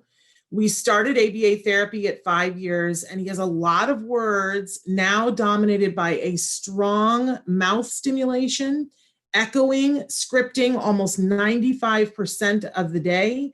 Because of his scripting behavior, the school hold him at ASD 1. He knows his alphabet, his numbers, some sight words. He can read short phrases, well potty trained since 2 years, very independent. I'm trying all I know. Please help me. Any strategies that can help us decrease the echoing? Well, there's 3 ways basically the brain can be messed up on speech. When I was a little kid, the grown-ups talked fast. I thought grown-ups had a foreign language. That's why that was grown-up talk. And I have some auditory processing. And one thing my speech teacher did with me, she'd hold up a cup, or maybe she'd hold up a pen, and she'd say pen, and then she'd say pen, where she'd enunciate it, and she'd switch back and forth. And then I had problems with getting speech out. I personally was never echolalic, where I might recite a movie script out. But there been some success with echolalic kids. If you can take the movie script that they don't know what it means, they yak out a movie script. Why a movie script? Because when they watch that on the television, it's always said the same way. Like if I said dog, that's a Harvard accent. Dog, that's some other accent. See, it sounds like a different word, but that TV always says it exactly the same way. So that's why they'll script a commercial or a movie that they can play over and over again. But sometimes you can work some of the words from that movie into the real world. They'll start to learn that language is real. Also, a lot of kids have a lot of sensory issues. And kids that don't get functional language often live in a sensory disordered world. Now, there's 2 books I'd really recommend that people read, where they have a kid that does not get really good functional language. And one is Tito Mukapadahe, How Can I Talk If My Lips Don't Move? It's available online as an ebook. Okay, ebook distribution, there's no problem. You can get ebooks, audiobooks, that's just fine. It's physical books where there's problems. But this book, Tito Mukapadahe, he has a lot of movements he can't control, looks really severe, but he's basically got a locked-in syndrome. There's a good brain in there, and he can type independently. I have seen him. And he talks about a sensory disordered world. His mom always took him out there, but you read that book, you're really going to get some insight into what maybe your child might be experiencing. I don't want to use the word might. Another really good book is the sequel to The Reason I Jump. I can never remember the exact title because it's something like fall down 5 times, get up 9 times, but it's the sequel. And he describes things like not being able to control his movements, that he was sort of like a broken robot. And these books will give you insight. These people that type completely independently, the sequel to The Reason I Jump. And that's all of this, they're available in electronic. And then, of course, I always like to promote my own book, The Way I See It, which has just come out in a new edition, available electronically from Amazon, physical book from Future Horizons. Wonderful. So the sequel is fall down 7 times, get up 8. I can remember the 78, but I want to know, how long did it take you before you could say Tito? I can't even pronounce his last name. How long did it take you to learn that, Temple? Well, that took a little while. And don't ask me how to spell it. Okay. And we the won't hold title you of responsible. his book is How Can I Talk If My Lips Don't Move? But if you're working with, I'm not talking about 3-year-olds here. I don't recommend these books for people with 3-year-olds. But you got an older kid, doesn't have functional language. I think these books are must reads because they're going to give you tremendous insight into what's going on. Wonderful. Somebody wants to know, my 13-year-old son seems to avoid speaking about autism-related conversations. At one point, I felt he was depressed. Suggestions? Well, the thing is, things interesting on how you view autism.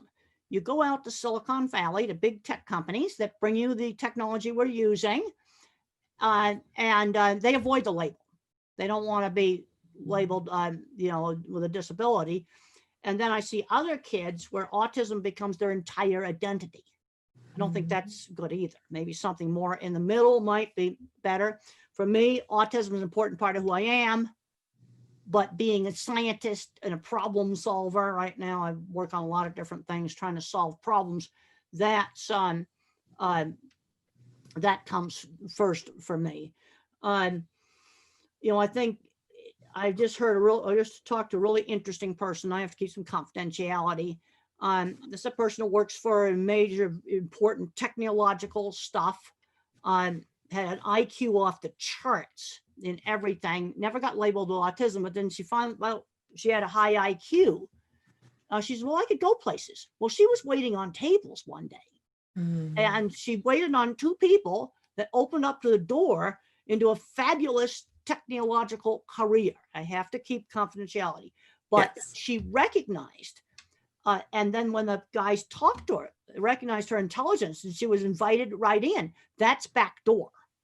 And the thing is, she recognized that back door, but her label was high IQ. That was the only label that she had. She's a person, 50s, a bit of an older person.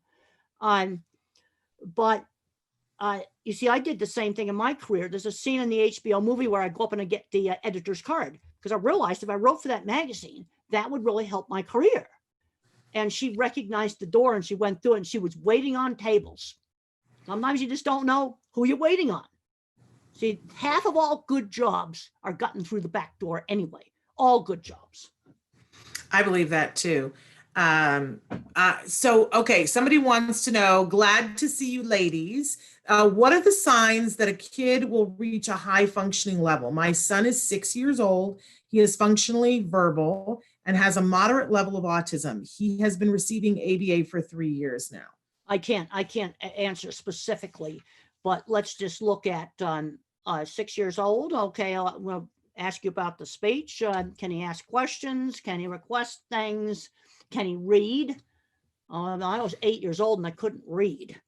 And mother taught me with phonics, and I went very quickly from the 3rd grade level up to the 6th grade level of reading. But let's just look at the skills. The thing is, a person with autism or a child with autism, they blossom. I've had parents say, well, I got my kid out doing all these things, got my kid out on a boat, never thought he'd get on a boat. And they get out and do things. You just don't know.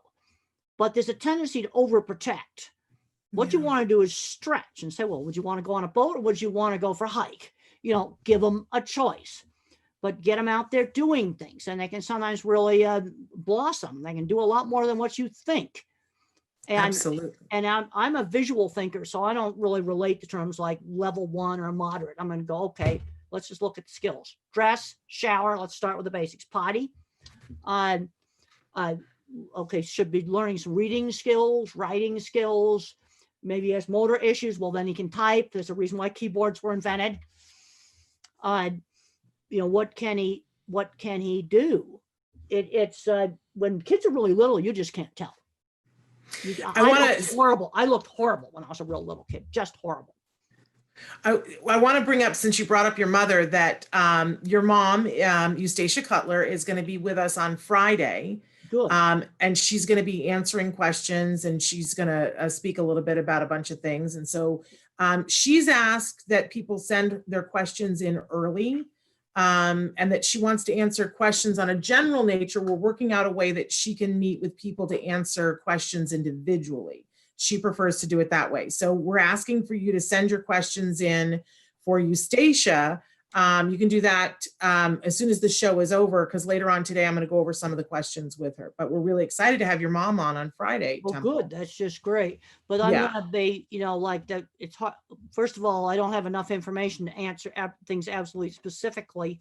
But there's a tendency, and I can understand why Silicon Valley avoids the labels, to become the label. Like this lady, I just talked to her.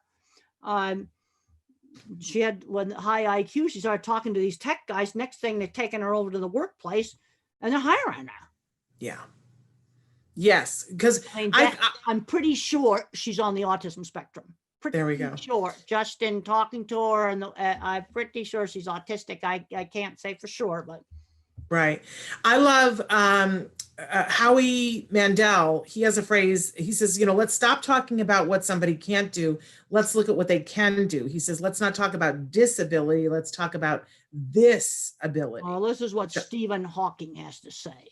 Y'all know who Stephen Hawking is. Yes. Concentrate on the things. Your disability does not prevent you from doing well.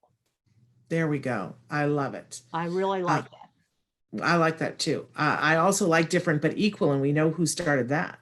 Yeah. That would be you. Yeah. Wonderful friend. Okay, next question. Someone told me that fine motor is also connected to oral motor. What are your thoughts about that? They say that their son is having trouble lifting his tongue. Well, you need to go to a specialist on that. Occupational therapist, physical therapist, yeah, you definitely need to see a specialist. I am not qualified to. Have you ever heard of the fine motor, though, being connected to the oral motor? I've never heard that before. Well, I would definitely go to a specialist. Now, I have my other favorite thing I do, and that's reading scientific papers. Then I might end up going deep into the literature, but I recommend you get professional advice on that. M says, this is interesting. I'm autistic and you talk about it well. Michelle wants to say hi to you. Oh, thank you. Devin says, I'm also autistic with Asperger's syndrome. When I was in hospital, my mother said that I have Asperger's to the nurses and they did not know a bit about it, which is fascinating. Okay. Next question. My son is 4, and so it's so hard to get him to focus on anything besides his routine play. Any suggestions at all for a 4-year-old who always wants to play the same thing, Temple? Well, when I was maybe 5 or so, or 6 years old, I would just draw the same horse head over again. And mother would suggest, well, let's draw the rest of the horse's body. Now, I need to, before I can actually give you any specific advice, I need to know what he does over and over again. Because what you want to try to do is take whatever he does. Let's say it's lining up blocks. Let's just say it's that. Well, then let's turn it into a turn-taking game where we're going to take turns lining up the block. I do a block, you do a block. Let's just start out with something very simple like that to try to broaden it into a turn-taking game. And when I was that age, there was a lot of emphasis on turn-taking games done with board games, a little bit older card games. You've got to learn to wait your turn. Okay, let's say he's spinning a wheel on a toy car. Well, then we're going to share the car and take turns with it. And then hand the car back and forth. We'll take turns spinning the wheel. Then I want to broaden it out into driving the car around. And we're going to go to different places in the living room, like the bookcase or the chair leg. There's something like that. Just very simple things like that, broaden it. Wonderful. This is a tough one. My 10-year-old nonverbal grandson started hitting himself very hard in his face, leaving bruises, hiding under a blanket, even when going out, and being very disconnected. Doctor said it's puberty. What's your thought? It's heartbreaking. Well, you better get some professional advice on that. The other thing you've got to look at is exactly when did the behavior start? Okay, this is a basic principle in animal behavior. I don't care if it's dog behavior, horse behavior, you got some kind of a problem. People tend to overgeneralize. I want to know exactly when that started. Puberty comes on somewhat gradually. Maybe there was a traumatic event, something like that, a death in the family. I don't know. But I've got to figure out what the behavior is, might be related to something. Now, there's some kids that hit themselves, and I've read first-person accounts about this, and they don't even realize they're doing it in some cases. Sometimes occupational therapy, sensory stuff can help on this. But there's a big mistake in animal behavior and human behavior to overgeneralize. And people say, oh, my horse just goes berserk. Well, after questioning the person, I found out there was one specific place where a horse went berserk. And when he was tied up in the cross ties, because he'd had an accident in the cross ties. So then we stopped using cross ties. So I'm going to ask you, when does this behavior occur? Yeah. It isn't something, you're going to you need to do something about this. This is serious. I think, Temple, a lot of, in the early years when our kids are diagnosed, a lot of the stuff we hear is that people will say, well, autism, it's a lot of, they do a lot of random, strange behavior. But I know I certainly learned over the years, there's nothing random. Not random. It's not random. There's a reason for everything. Well, what I did, I can remember I was allowed to do an hour after lunch of spinning a brass plate that covered up a bolt on the bed frame. And when I did these repetitive things, it was calming. That's why the kid does it. But the problem is, if you let a kid do it all day, nothing's going to go into his head. It's okay to do a little bit of stimming to calm down. That's okay. But there you go. Doing it all day is not okay, because you shut off the brain. I remember doing it. I remember winding up the swings, letting them twirl. It was almost like taking a drug. And so a little bit of just non-hurtful repetitive behavior, like spinning something, is fine. But then she'd get me out, and we were expected to sit down and have meals together, do games where we take turns, have table manners. If I put my finger in my drink, Mother would say, use the spoon to stir it. Just manners stuff.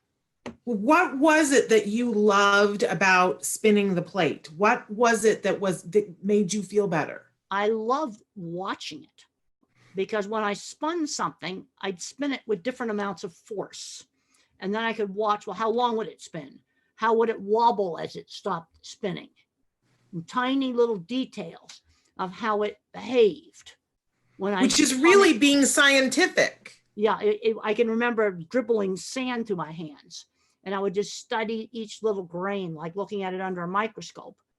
And one thing I loved doing as a child was doing sand castles where you dribble sand through your hands. I really liked doing that. And it's okay to do some of that stuff.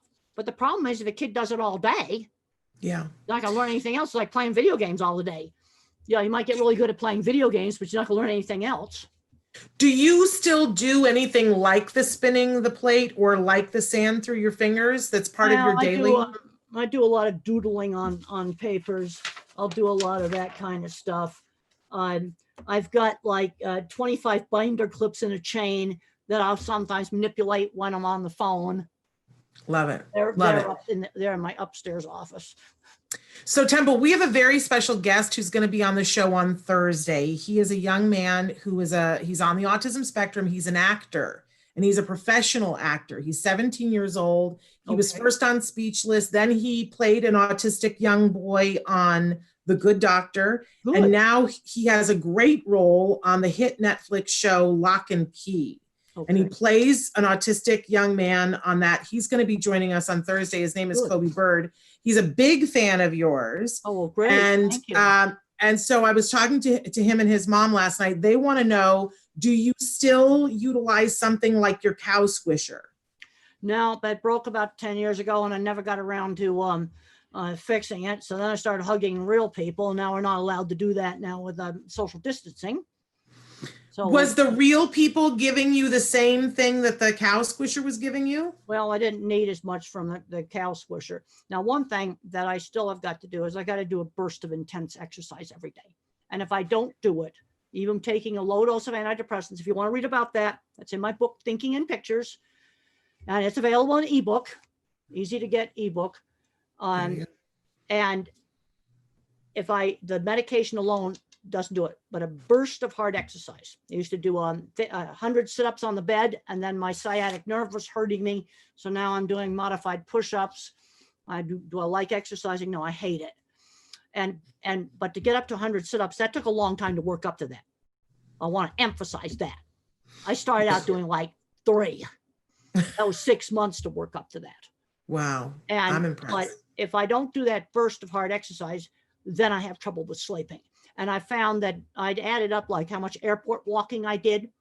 That just doesn't seem to do the same things as the burst of hard exercise. I've been listening. You said that when you were with us on the 2nd of April, and I've been trying to add a burst of hard exercise, and I find that it's helping me too, Temple. So well, you've inspired me. Work up to it slowly. I don't want anybody having a heart attack here. No. I want to emphasize working up slowly, but there's something, and I think there's starting to be some scientific evidence about a burst of hard exercise where slow walk, I have to get myself breathing hard a bit. Yeah. Love it. Okay. Somebody's written in and said, I am autistic, but diagnosed as an adult. I am 30 now, was diagnosed 2 years ago. I know that whenever I was a child, I was reading before my fourth birthday, but did not speak until I was 6. When I did finally speak, I was speaking on the same fluency as my peers. And I believe that the reason I was able to speak so well was because my immediate family still spoke to me and would have conversation with me as if I was able to use my voice. What do you think about that, Temple? Well, I think that's important. I think that's important. One of the things that, Soma did with Tito, and how can I talk with Soma? She took him everywhere. Yeah. Well, they were from India, so they go on the outdoor markets and railroad station and all kinds of places like that, noise and stuff. She took them everywhere, and we got to get these kids out doing things. Now, what do you do about the sound sensitivity? Well, I think I may have talked about that before. Give the kid control. Let the kid turn that dreaded hairdryer on and off. And then he's going to find it fun to blow things around the house with it when he can control it. Okay. We're getting a couple of questions for your mom, which is really great. But I would sort of love to know your opinion on this. They're asking, they want to ask your mom, how do you teach hygiene? They have a daughter who's 18, high functioning autism, has to be reminded about deodorant.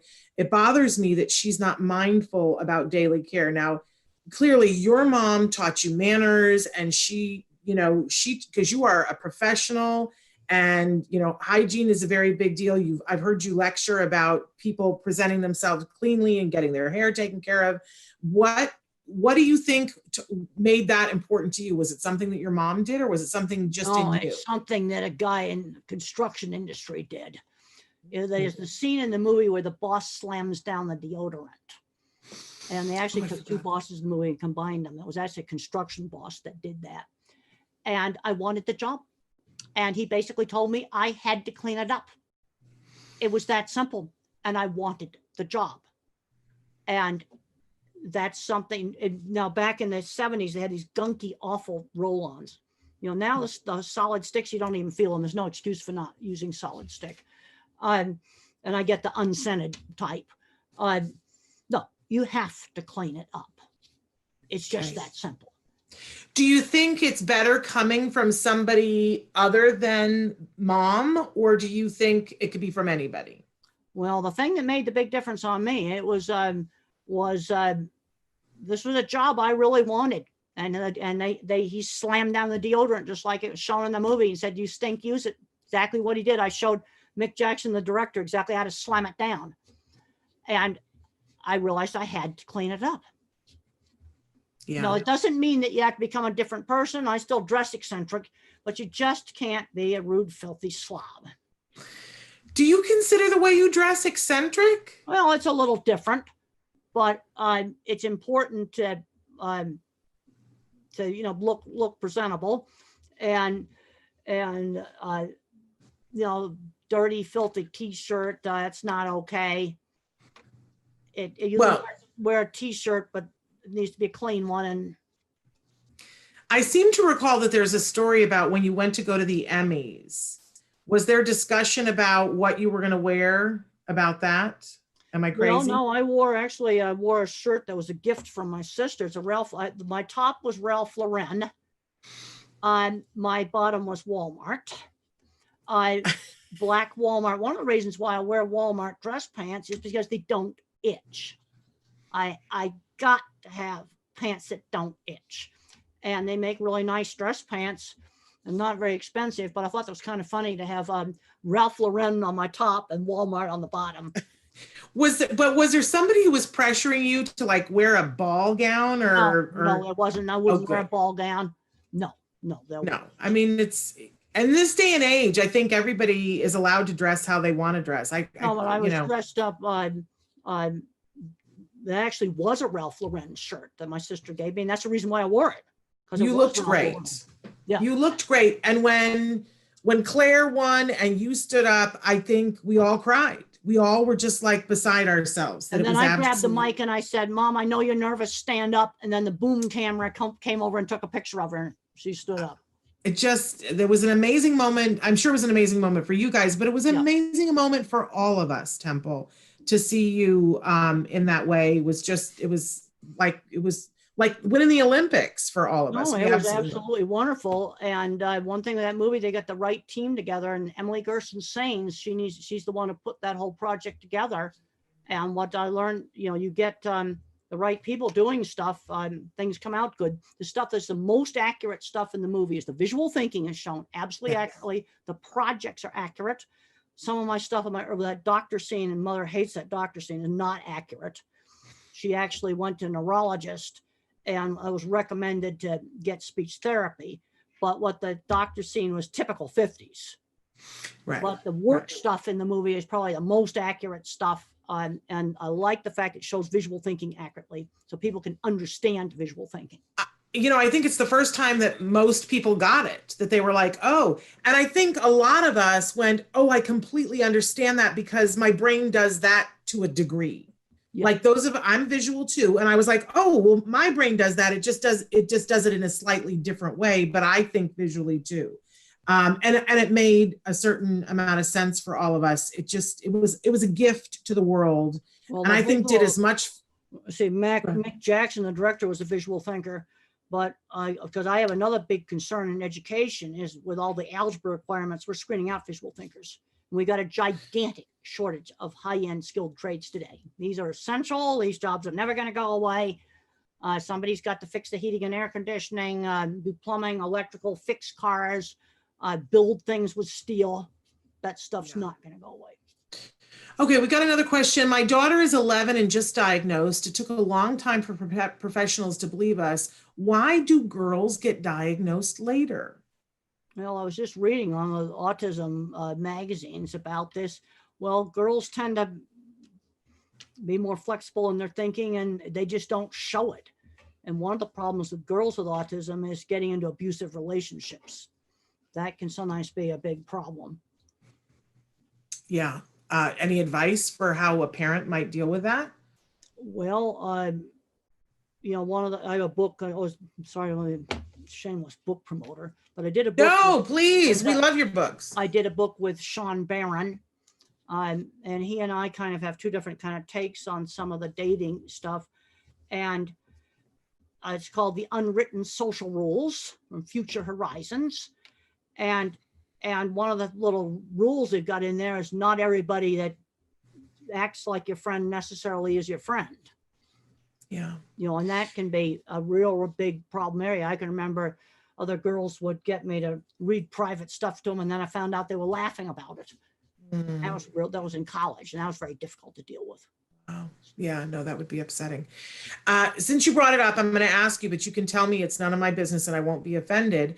But since we're talking about dating, would you be interested in talking about any experience that you have had in terms of dating? I basically, it's not part of my life. When I was in college, I did a little tiny bit of dating with one guy, but I just saw too much abusive stuff going on. Too much drunken angriness. I never saw a marriage I could see myself in. And what I've basically done in my life is I've replaced emotional complexity with intellectual complexity. So when there's a problem, I want to go out and research treatments for COVID because I'd like to not die, for example, or go out and reach something else like book distribution or some other thing. Because one of the things I really like doing is finding practical ways to solve problems.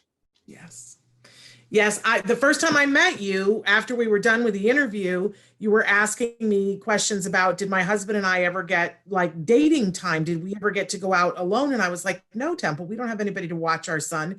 And then you started giving me marriage advice. You started saying to me, no, you're going to have to figure this out. You're going to have to, trade with another mom. And, because you have to have time with your husband where you're not talking about your son. And I started to laugh. And you said, what are you laughing? And I said, I'm just having this wonderful moment where I'm realizing I'm getting marriage advice from Temple Grandin. And you said, I'm a problem fixer. I like to solve problems. And I've never forgotten that. I'm still happily married, probably thanks to you, Temple. I didn't. Okay. It's one of the things that Mother has talked about is having time for the siblings. Okay. I have a sister who's a year and a half younger. And the other ones there was a big enough gap in age that I don't think there was much effect. But the one that was a year and a half younger, I was getting the attention and she wasn't getting enough attention. And that there needs to be time for the other siblings to get and do something they want to do. Are you still close with your siblings, Temple? Oh yeah. But I've been calling up Katie and Izzy and talking about what's going on in New York right now. They live in Manhattan, New York. Yes. Well, as I said before, we're having your mom on Friday, and we're taking questions. Because later on today, I'm going to go over questions with her. So if you guys have questions for her, be writing those in after the show so we don't confuse them with these. Okay, my son has trouble when we used to go out to stores. He gets overwhelmed. How can I help him? He's 4 years old and he can read. He always wants to play with my hair while we're grocery shopping. How can I help? Well, I think probably the grocery store's got a lot of noise. Now, one of the things with sensory oversensitivity, one thing that helps is giving the kid some control.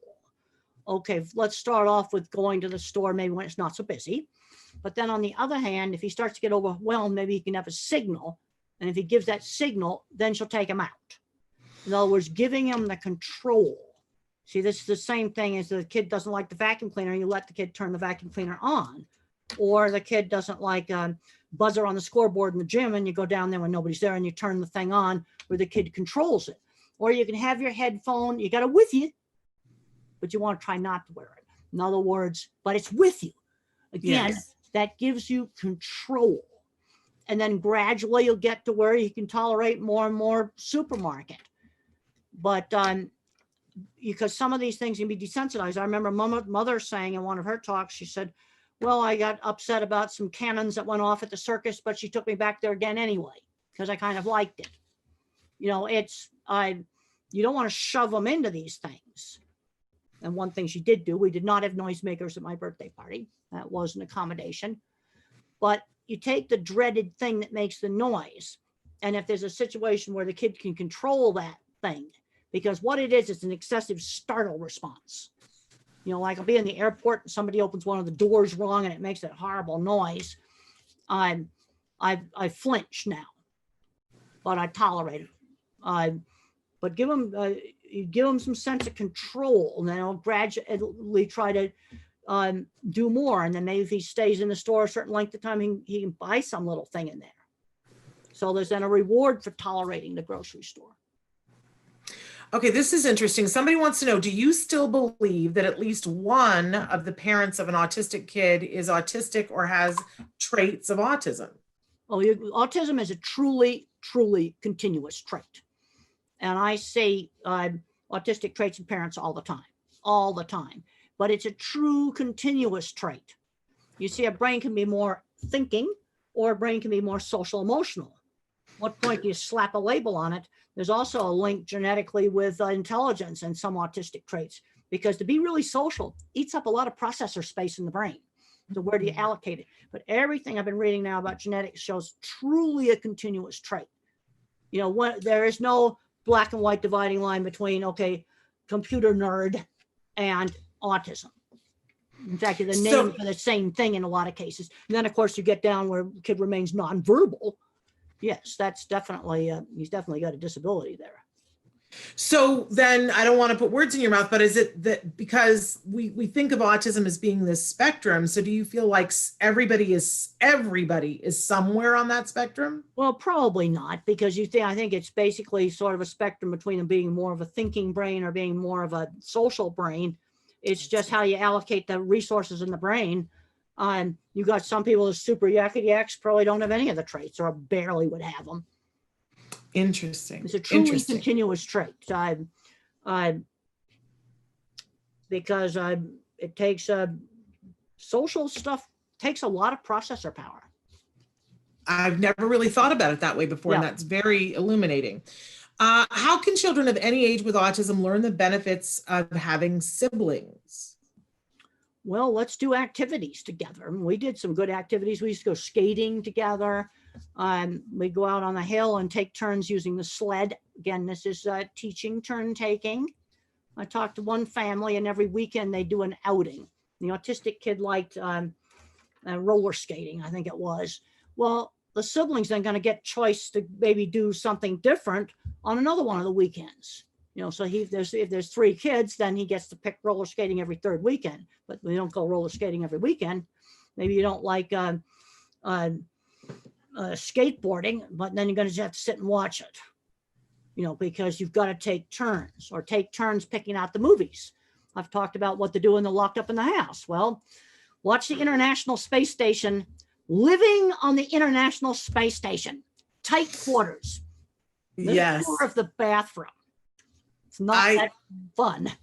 You got me hooked now on there because there's a website, you guys, where you can go and it's Life on the International Space Station. And they have videos that are just for kids, but they're great for everyone. And you got me hooked on it because you were describing for me the one where they were making the peanut butter sandwich. But they have all these different videos that you can watch. And then they have lesson plans that go with it too. But I like this idea that you had when we spoke to you last about it, this being in close quarters. It's just like being on the space station, and that they have to make parts of their day where they do different things. Like you emphasize that they have to have part of the day where they get to be alone. They have to be alone, and they have a very big exercise requirement, like about 2 hours a day of exercise, so they don't, it's really bad for their health being weightless all the time. Over the years, they've collected some musical instruments and things. They have time to do hobbies. But one thing they have, and I've actually got sent a schedule of the astronaut schedule on the space station. They have what's called the midday meal, where everybody is going to eat together, and that's scheduled. And then they have times they got to work on their experiments. They have time where they can get on the internet. I mean, the space station is going round and round, so it's going to be going in and out of service. And they're going to know just exactly when those points are in the orbit. That's the time to do a video call real fast. Just like cell phones go in and out of service on the road, space station's going to go in and out of service as it goes around.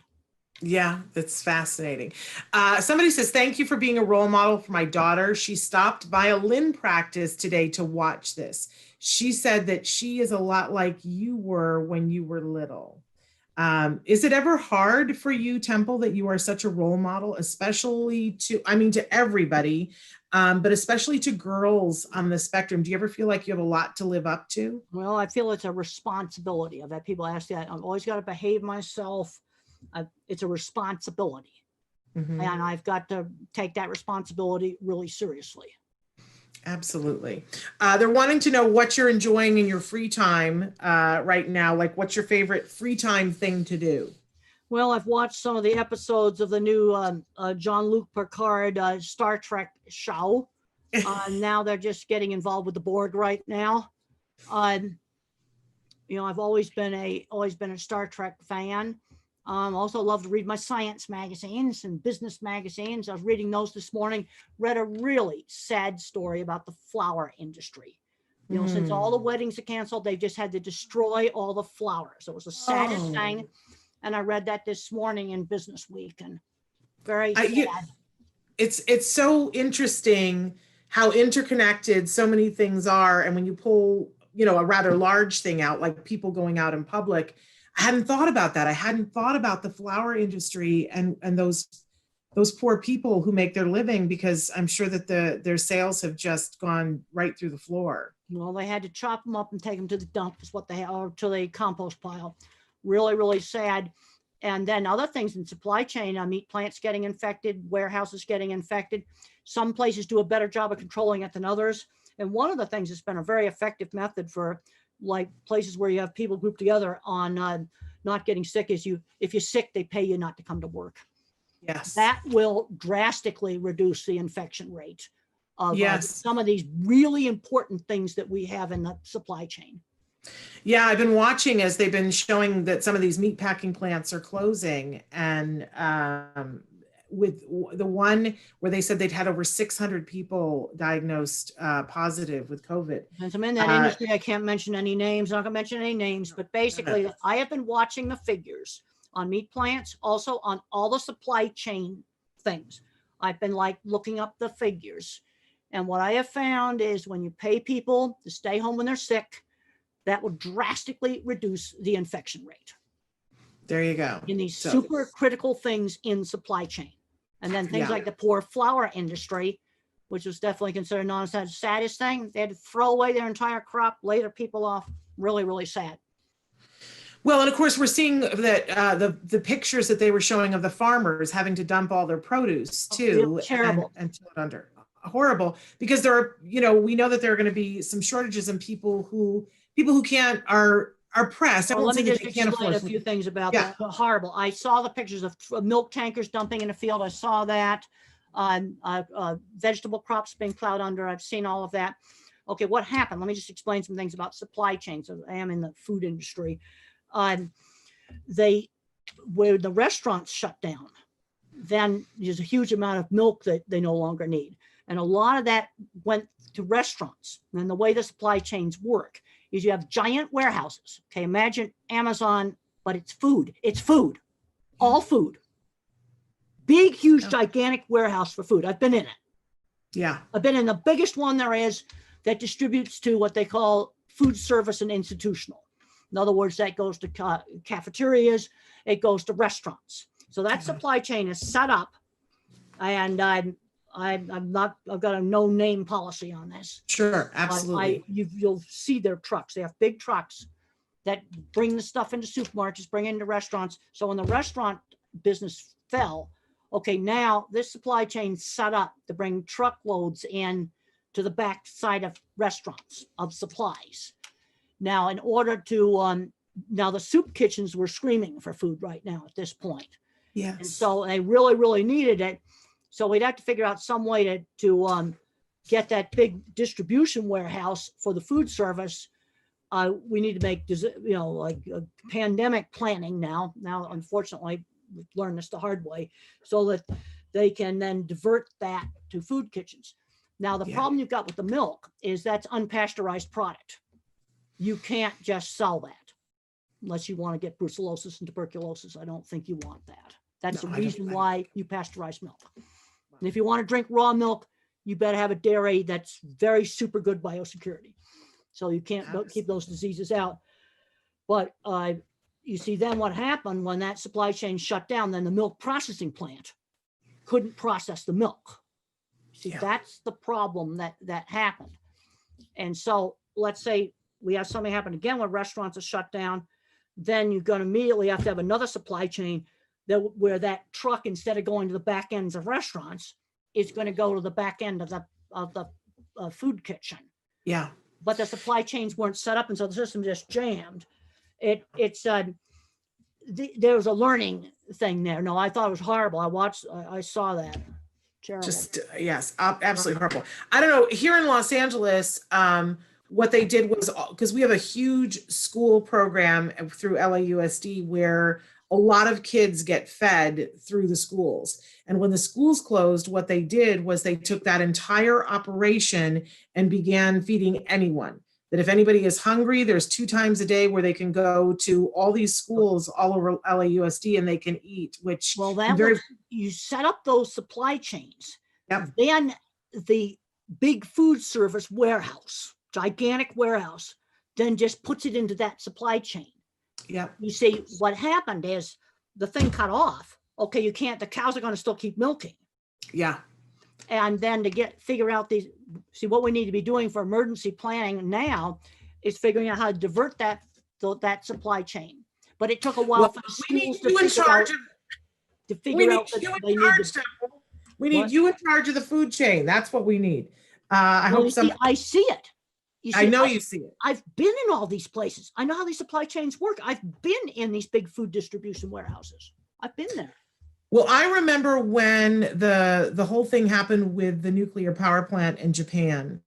And I heard an interview with you right afterwards, and you said, if an autistic person had designed that nuclear power plant, it would never have been flooded. You said you took one look at it and at the plans, and that you could tell why the water came in. And I remember thinking, why don't we should have somebody who has the way that you think on every single team so that we can see around. Well, that's why you need the different kinds of minds. You see, what I've learned about the mathematical mind, they calculate risk. They didn't see the water filling up the basement and drowning the electric pump that cools it. And when I was young, I used to say they were stupid. It's not stupidity. The mathematical mind just doesn't see the water filling up the basement. I see the water flooding the site, the doors bust open, because they're not going to be able to withstand that water pressure. And 2 seconds later, the basement's flooded and the equipment's drowned, and the generators that run it are drowned. Yes. Well, that's why you're right. That's why we need all the different kinds of minds. And now I'm going to ask you to tell us about your book, The Autistic Brain. Do you have that one sitting there? No, I actually don't have that one sitting there, but I could probably run and grab it real quick. Want me to do that? Okay. We'd rather have you. Okay. Let's just talk about the book, because they can get it right now from Future Horizons. But what will they find in that book? Well, actually, last time I looked, the Autistic Brain was available in the Amazon warehouse. I just checked that. But so you can get it there, I think, too. Ebooks, all your ebooks, they're all at Amazon. Audiobooks, there's no problem with ebook and audiobook supply chain. It's only physical books. But the main thing I talk about in the Autistic Brain is the different kinds of thinking. I'm a visual thinker. That was shown in the HBO movie, what's called an object visualizer, if you want the sign term, object visualizer. And then another kind of thinker is what's called the visual spatial. This is your mathematical mind. This is your pattern thinker. This is going to be a computer programmer. You're a more traditional kind of engineer. Then you have the word thinkers. Now, when I was young, I thought everybody was a visual thinker like me. Well, I've learned that that's definitely not the case. Now, the things that visual thinkers are good at are art, design, but also high-end skilled trades. When I look back at the projects I did with some of the very large meat companies, I'm going to estimate that 20%, the welders, the designers I worked with were either dyslexic, autistic, or ADHD. I know 2 people that I'm almost positive are autistic own large metal fabrication companies. Now they're retiring. They're not getting replaced. We're losing skills. We don't make elevators anymore. Check out the new hotels. Well, now the hotels are getting repurposed, to quarantine people in. But when you look at who designs different stuff in a large food factory, any food factory, you have a part of it that I'll call the clever engineering department. That's the super clever packaging machine. All the conveyorized systems. And then you have the more mathematical parts like boilers and refrigeration. Every plant I worked on, I worked for every major meat company. The visual thinkers like me, that often weren't very good students at school, made the real clever equipment. And that's a skill we're losing. Okay, we're talking about warehouses. There's a lot of conveyors and stuff in warehouses, and it comes from Germany because they've kept skilled trades. Some of our top what I call the really specialized equipment in the food industry is coming out of Europe now. It used to all come out of here. And I think it goes back to schools taking out the skilled trades and the hands-on activities 20 years ago. We're paying for that now. And this is something that until COVID got on the scene, I really talked about this because we need our visual thinkers. And I just talked to a mom of a kid. Her boy had F's, horrible student. But she was a robotics coach, and he could never pass algebra, but she managed to get him into an auto repair shop and learn he's fixing trains now. Okay, that's another back door. But we need these visual thinkers, and they're getting screened out of the educational system. I am very concerned. And in my book, The Autistic Brain, I give you the science for that. And since that book's been published, there's a whole lot more science on the difference between the object visualizer, if you want to look this up on Google Scholar, and the visual spatial. Those are the scientific words when I talk about the visual thinker and the math thinker. So that's the main thing in that book. And we need our visual thinkers because things like this horrible thing like dumping the milk, well, this is the sort of thing visual thinkers can help you solve that because I actually see the supply chain. Okay, the milk processing plant tanks are full, so they turn away the deliveries. Then they have to dump them. Okay, so you've got to get the whole supply chain working. Then the schools. It took the schools a while to figure out they could be feeding centers. Now we know that. Now we can take those same trucks and instead of delivering to restaurants, they can deliver to schools. We can just reverse that supply chain. But the problem is there's a very high volume supply chain, and if you don't make the plans up front, we need to be solving this problem. Hey, have you ever been to my son does competitive robotics. Have you ever been to one of those robotics tournaments where the robots? I've seen them on TV and Oh, sometime I got to get you to come with me to one of them. He was supposed to, his robot had, his team's robot had won, and they were supposed to go to the championship in Houston, but that was supposed to happen last week and it all got canceled. But sometime I'm going to tell you where they are so that you can go to one with us. It's so much fun. Well, But Temple, robotics is the kind of things that can get that kid. See, when you look at the robotics, there's two parts of the robot. There's the mechanical engineering part, that's the visual thinking part. exactly. And there's the programming, which is the more Exactly. mathematical part. I'd work on the mechanical part of the robot. Exactly, which is what my son does. Temple, I'm realizing we're past the hour mark. Now we are going to continue on with the show, and you're welcome to stay with us if you want to stay. There are more questions. I can but stay I for do want another 10 minutes and then I'm going to have to go. Okay, great. So another question here. My son does not speak and was diagnosed with autism when he was 1.8 years. He's now 5.5 years. What can we do to make him speak? We feel that he understands, takes us to what he wants, points finger, murmurs some voices, kind words, but doesn't speak. What can be done? Please Doesn't advise. speak at all. At all. Okay. Well, there's kids that can't speak. He's got to have a way to communication. There's the various electronic devices, picture boards, picture exchange. Some people are using sign language, but we got to give them a way to communicate. And then if a kid has any speech at all, you always want to encourage them to use his words. Let's say he wants a juice. You say, use your words, but you got to give them time to respond. These kids are like a slow internet connection. They take time to respond. And then there's some that are not going to talk. Some of these kids can just learn to type with something as simple as a text messaging program on an iPad. I think the phones are too small for kids, but you could just use a tablet computer with a text messaging and put it in airplane mode so they can't send anything. And some can just learn to type on that. Absolutely. And that's what Carly, there's another book written by a nonverbal named Carly's Voice. It's another book, Carly's Voice. Carly Fleischman, yes. Carly Fleischman. And she just learned, she types very slowly, but she types independently. That a text messaging program, that's something that costs nothing. But I would recommend a larger device than a phone. Yeah, Carly, for those of you who don't know, Carly, when she was very young, they didn't think she even understood the alphabet. She didn't understand the concept of one as far as they were concerned.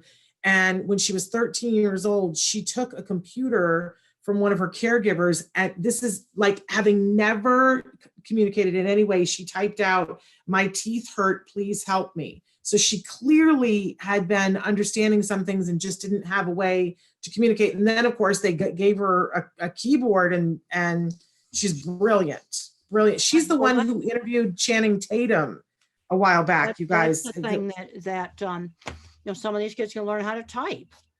And same thing with Tito. Now he types very fast and then he gets up and he runs around and flaps and then he has to rest a little bit because it takes tremendous, both Carly and Tito talk about tremendous effort is required to concentrate to do their typing.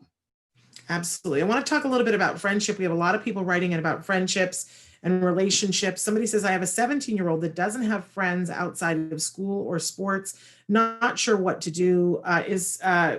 What advice do you have? And other people asking if you would tell a little bit about what friendships have been like for you and have meant for you in your lifetime. Well, when I was in high school, I got a lot of bullying and teasing where I had friends who shared interests.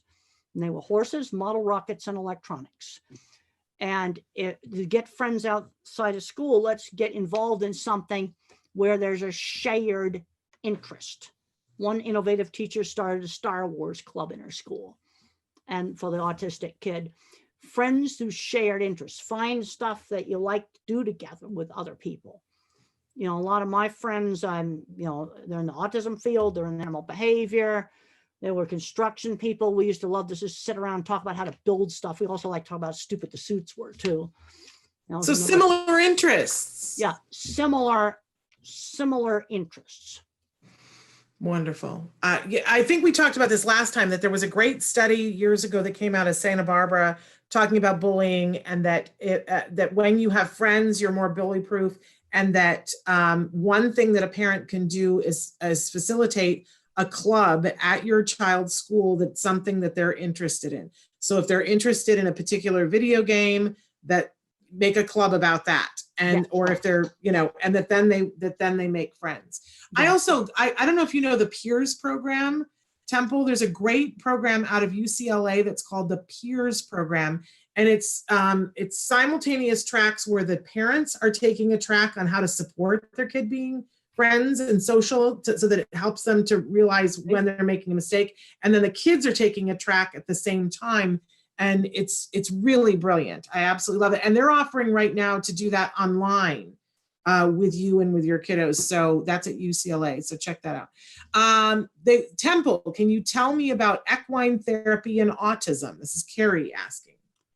Well, there's some individuals that really respond well to equine therapy. And I find that how does autistic kids respond to animals, there's 3 different ways. Love them, a little scared at first, then love them, and then maybe not appropriate. And that's usually sensory. You can't control when a horse might whinny, for example, where I can control maybe when a vacuum cleaner's turned on.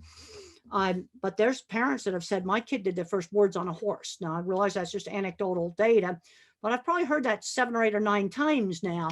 And one of the things we need to figure out is what subgroup responds that way. In the horse, you have balancing and you have rhythm. And those are 2 activities that stimulate the cerebellum, which is involved with timing stuff throughout the brain. There's a lot still not understood about the cerebellum. And that may have something to do with it. But for some kids, it's just the best thing you can do. But again, one size doesn't fit everybody. And right now they're building a new equine center. They did break ground on it recently. One of the things I'd like to find out is what kind of a subgroup responds that super well where you're getting that speech. I've heard that anecdotally enough times. You can't just poo-poo that off. Something's happening there, and we need to find out what kind of kid that works with. Well, there's something about animals. I know you're a big animal lover. That's been the large portion of your life has been devoted towards animals. But I feel like it's similar to how I feel about the autism community. Animals don't lie. No, they're just exactly who they are, and they tell the truth 100% of the time, which is what I feel about individuals that I've met on the autism spectrum. Well, and I've talked to one mom of an autistic kid. She says, my autistic son, he was nonverbal. She says he's best buds with a dog. I don't know. They're just like on the same wavelength. You see, that has nothing to do with speech. Well, you see, an animal's world is not verbal. And when you look at some of the research now, people are still fighting over animal consciousness. I've been following some of that literature. And I read a paper that an engineer wrote. They don't deny animals consciousness. But then you write something from the psych department, well, highly verbal. I start looking at author affiliations, and I am finding that papers written in highly verbal fields don't have a hard time believing that animals are conscious the same way we are. And I think it has to do with verbal. This is actually being debated right now. I know. I just downloaded a paper just the other night that an engineer had written, and he says, oh, dogs are conscious. But I think it gets down to how big of a pedestal you put verbal thinking on. And I've discussed this as a visual thinker, but I don't think you have to be a verbal thinker to be conscious. And to me, just looking at some dogs yesterday, to say that this red dog is not conscious is just ridiculous. And I think it gets down to how verbal the person is, because this is being seriously discussed right now in scientific literature.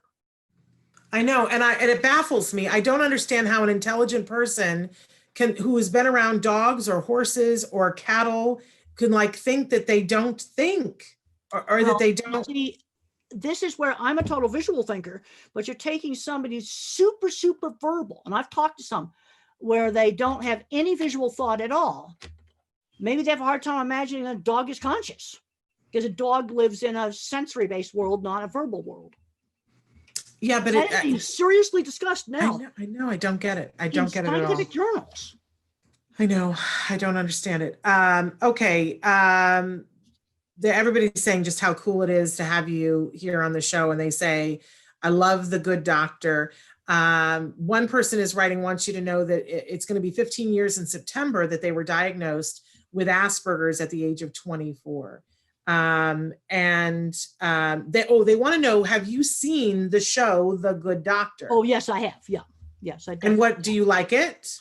Well, I think in some things he could maybe learn a little more quickly. I mean, I learned I couldn't call people stupid at a project meeting after I got some counseling from plant engineer and some other people. Yeah. I had mentioned that on Thursday, we're having Kobe Bird on the show. He's that 17-year-old actor. He was on The Good Doctor. And he's now on a show on Netflix. It's a hit show called Lock and Key. Temple, have you seen that show yet? I have not seen that show. I got to tell you, I think, because we like a lot of the same things. I like Picard. I like Star Trek. I got to tell you, I think that you will like this.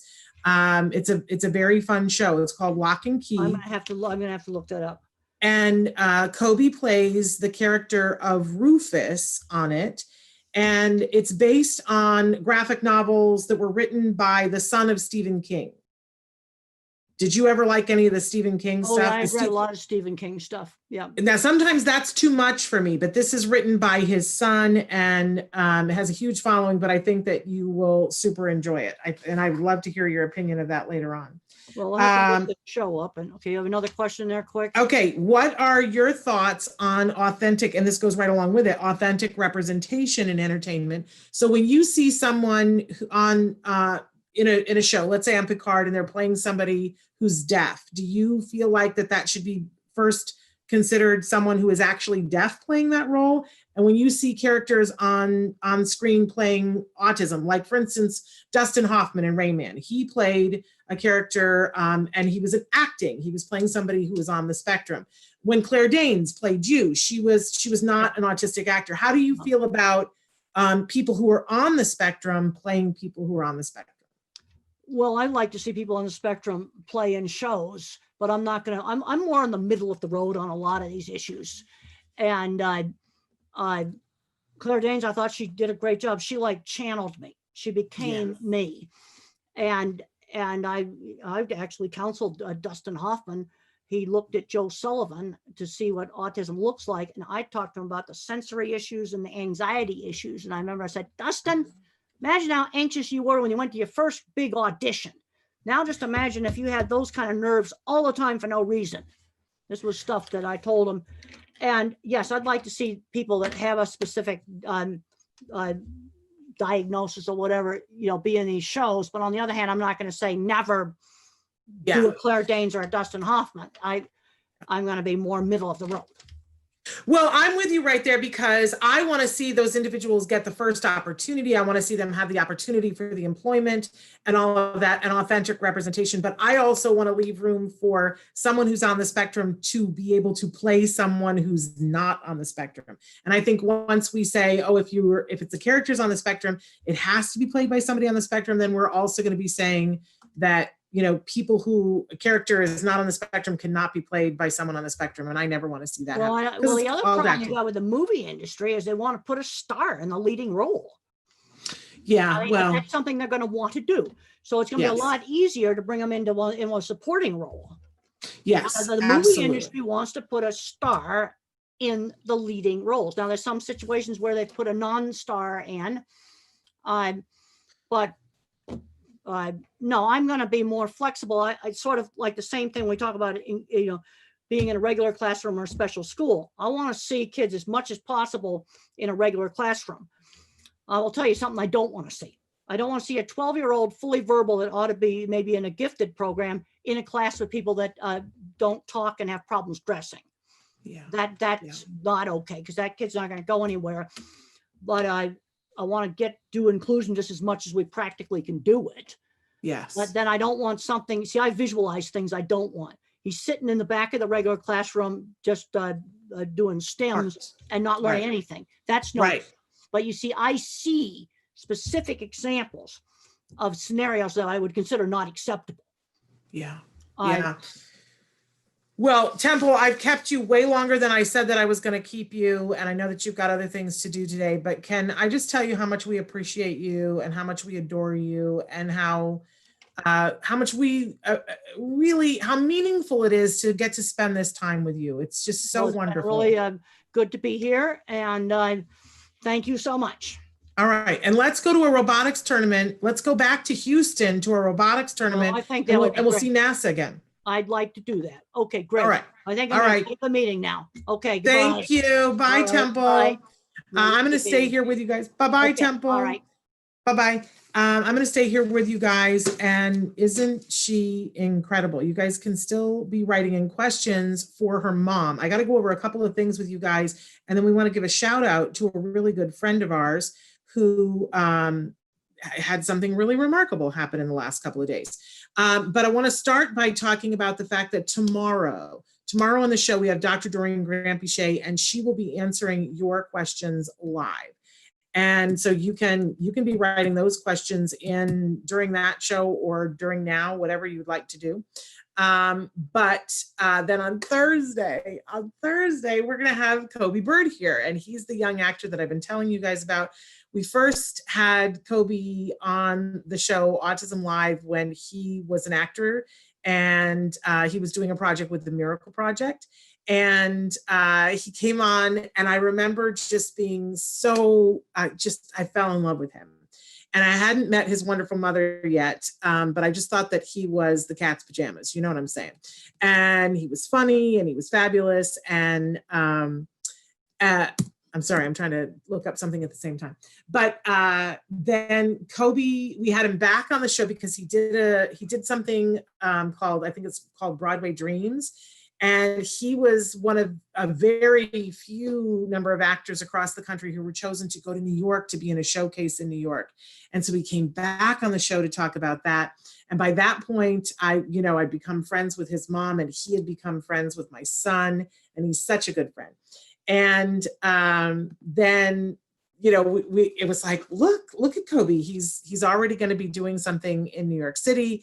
And then it was like we snapped our fingers. I know it wasn't like this for him at all. It was a lot of hard work, but he had a role on Speechless. Then he was given a bigger role on The Good Doctor. And now he is this wonderful Rufus on Lock and Key. If you guys haven't seen Lock and Key, you need to go and watch it because there will be spoiler alerts. And I don't want to be spoiling it for anybody. So go and watch you some Lock and Key. Now, if you watch the show compulsively, you know that we did this series on card heroes, and we were talking to one of our card heroes, and we were asking, what do you do to de-stress? And she said, I watch Netflix. And I said, okay, I'm just curious, what are you watching on Netflix? She goes, oh, it's a show, Lock and Key. It's so good. And my head exploded, and I was like, no, isn't it the best thing? And did you know the Kobe Bird? And, he's been on Autism-Live before. We love him. And that was why I was like, oh, we got to have Kobe on to talk about this. So we're going to talk about all of that and ever so much more with Kobe on Thursday. And then on Friday, it's Let's Talk Autism with Shannon and Nancy, and we're having Eustacia Cutler. So that is Temple Grandin's mom, and you can be asking questions of her, but I got to have the questions today because a little bit later on this afternoon, I'm going to be going over the questions with her, and we're only going to pick a handful of questions because we're working on something bigger for you. Yes, I said it. We're working on something bigger because she would like to answer all the questions you guys have. It's just that we can't do that in a very short period of time. So all those things, but we want to give a big shout out this morning to the fabulous Christina Adams. She has been a semi-regular on the show. In fact, we feature a segment with her that is called Autism and Beyond. And Christina came into my life first because I read her book. Her first book was called A Real Boy, and it was a real game changer for me. It spurred me to do a lot of what we did with our son. And I carried that book with me everywhere. I had to go buy several more copies of it because first I wanted to keep the war-torn copy that was given to me, by the way, by Logan Shepard's mother. Let's give a shout out to Logan as well. And if you haven't watched his newest video, you should go watch Logan Shepherd's. But Logan's mom gave me her copy of A Real Boy, and it became my everything, right? I never went anywhere without it. And I had to buy several more copies because I kept giving them every time I would meet an autism mom. That would be my gift to her, right? Because that's what Crystal did for me. Well, then we started having Christina on the show, and having her talk, in one of the subjects that she's talked about a lot over the last few years is camel milk. She got very involved in camel milk for her son on the autism spectrum. And we kept saying, when are you going to write the book? When are you going to write the book? Finally, she wrote Camel Crazy, A Quest for Miracles in the Mysterious World of Camels. And that is out right now. It is an amazing book that you need to buy on Amazon or wherever you get your books. And recently, her book won an incredible award. It won the Nautilus Book Award. And so we just want to give a big shout out to her for that. It is tearing it up in across the world because it's very popular in many different places. So the Nautilus Book Awards involve highly esteemed authors and publishers from across the USA, from over 20 nations around the world. This year's achievement is more notable due to the record number of entries and diversity of high quality books. The organization states that it's truly encouraged by the new perspectives these books present, with which to co-create a better future individually and collectively. And so it is one of the winners of a Nautilus Award book. So congratulations, Christina Adams. And we just want to do a big shout out, Camel Crazy. And the subtitle of the book is A Quest for Miracles in the Mysterious World of Camels. And congratulations to Christina. There is the book right there. I've always loved camels. I don't know what that's about, but from the early age, I just thought camels were really awesome. I know they spit, but how can you not love the face of this camel? How could you not? So definitely check out this book. It's a great read, and we love Christina. And honestly, it's a really cool thing. Okay, I'm checking time because we're like close to out of time. Traven, what do you think? We were going to do the jargon at the end of the show. We've got 5 minutes. Should we go ahead and go for the jargon of the day? Because this is what we usually do at the start of the show, but we didn't want to have you have to wait through jargon, and Temple needed to go early. So, okay, let's go for it. So, we do something, jargon of the day, where we take on one phrase, one acronym, and we try to take on what it means. We give you the actual definition. Then we give you a working definition after we make fun of the actual definition. So are you going to put it up on the screen for us here, Traven? So our term for today is functional pretend play. And I don't know, like the first time I heard that, I was like, functional pretend play. It sounds like you're trying to take play and make it boring, right? And you might see that there is the potential for that, right? But let's take a look at what our actual definition for functional pretend play is. Do you remember when we used to have toy stores? Because I'm going to talk about toy stores here in a second. I can't even talk anymore. I'm so excited. Functional pretend play. It's using lifelike objects in a purely functional, socially conventional way to imitate or act out common action sequences, right? Yawn. How can we make play as boring as possible, right? But let's go on to our working definition here to see if we can get a better hold on this. So functional pretend play is playing with toys that are lifelike in a lifelike way. So remember when we used to have toy stories, I can't talk anymore, you guys, toy stores. And there were just aisles and aisles and aisles, and each aisle had a theme, right? There was the doll aisle, and then there was the Lego aisle, right? But there was that one aisle that I never found particularly fascinating, that it always kind of made me go, what's that aisle about? Where they would have the toy vacuum cleaners. And I remember going, why would anyone want to get a child a toy vacuum cleaner? It's like vacuuming is my least favorite thing in life. Why would I want to get a child a toy to play vacuum? It was because I wasn't in the know. I wasn't in the know that part of what, and we want to do this with all children, but especially our kiddos on the autism spectrum who need a little bit more help sometimes connecting one thing with another thing, right? And play is supposed to be the place that we can all fail and have it cost nothing, right? So we want kiddos to be thinking about what they're doing and what other people are doing, right? We want them to be able to perspective take. We want them to take on other roles. And the beginning of that is when we do functional pretend play. So when you get a kiddo a fake cash register, right, that looks like a cash register, but it's all plastic and you push the buttons and it goes ding, right? But it's not a big, expensive, heavy cash register, right? We now have a place for them to play and to fail and have it cost nothing. So we do want to have kids learn through example. So, dad is vacuuming. We want for, the child to have a play vacuum cleaner and to be able to vacuum right along next to dad. We get I love now the Melissa and Doug, they have all these food boxes that, there used to be those like horrible plastic food things, but I love the Melissa and Doug stuff because it has food and it comes with a plastic, well, it's a wooden play knife and you can slice open the orange and then you can Velcro it back together and slice it open again. These are all great skills that we want our children to be working on. And we want for them to want to be able to imitate things that other people are doing.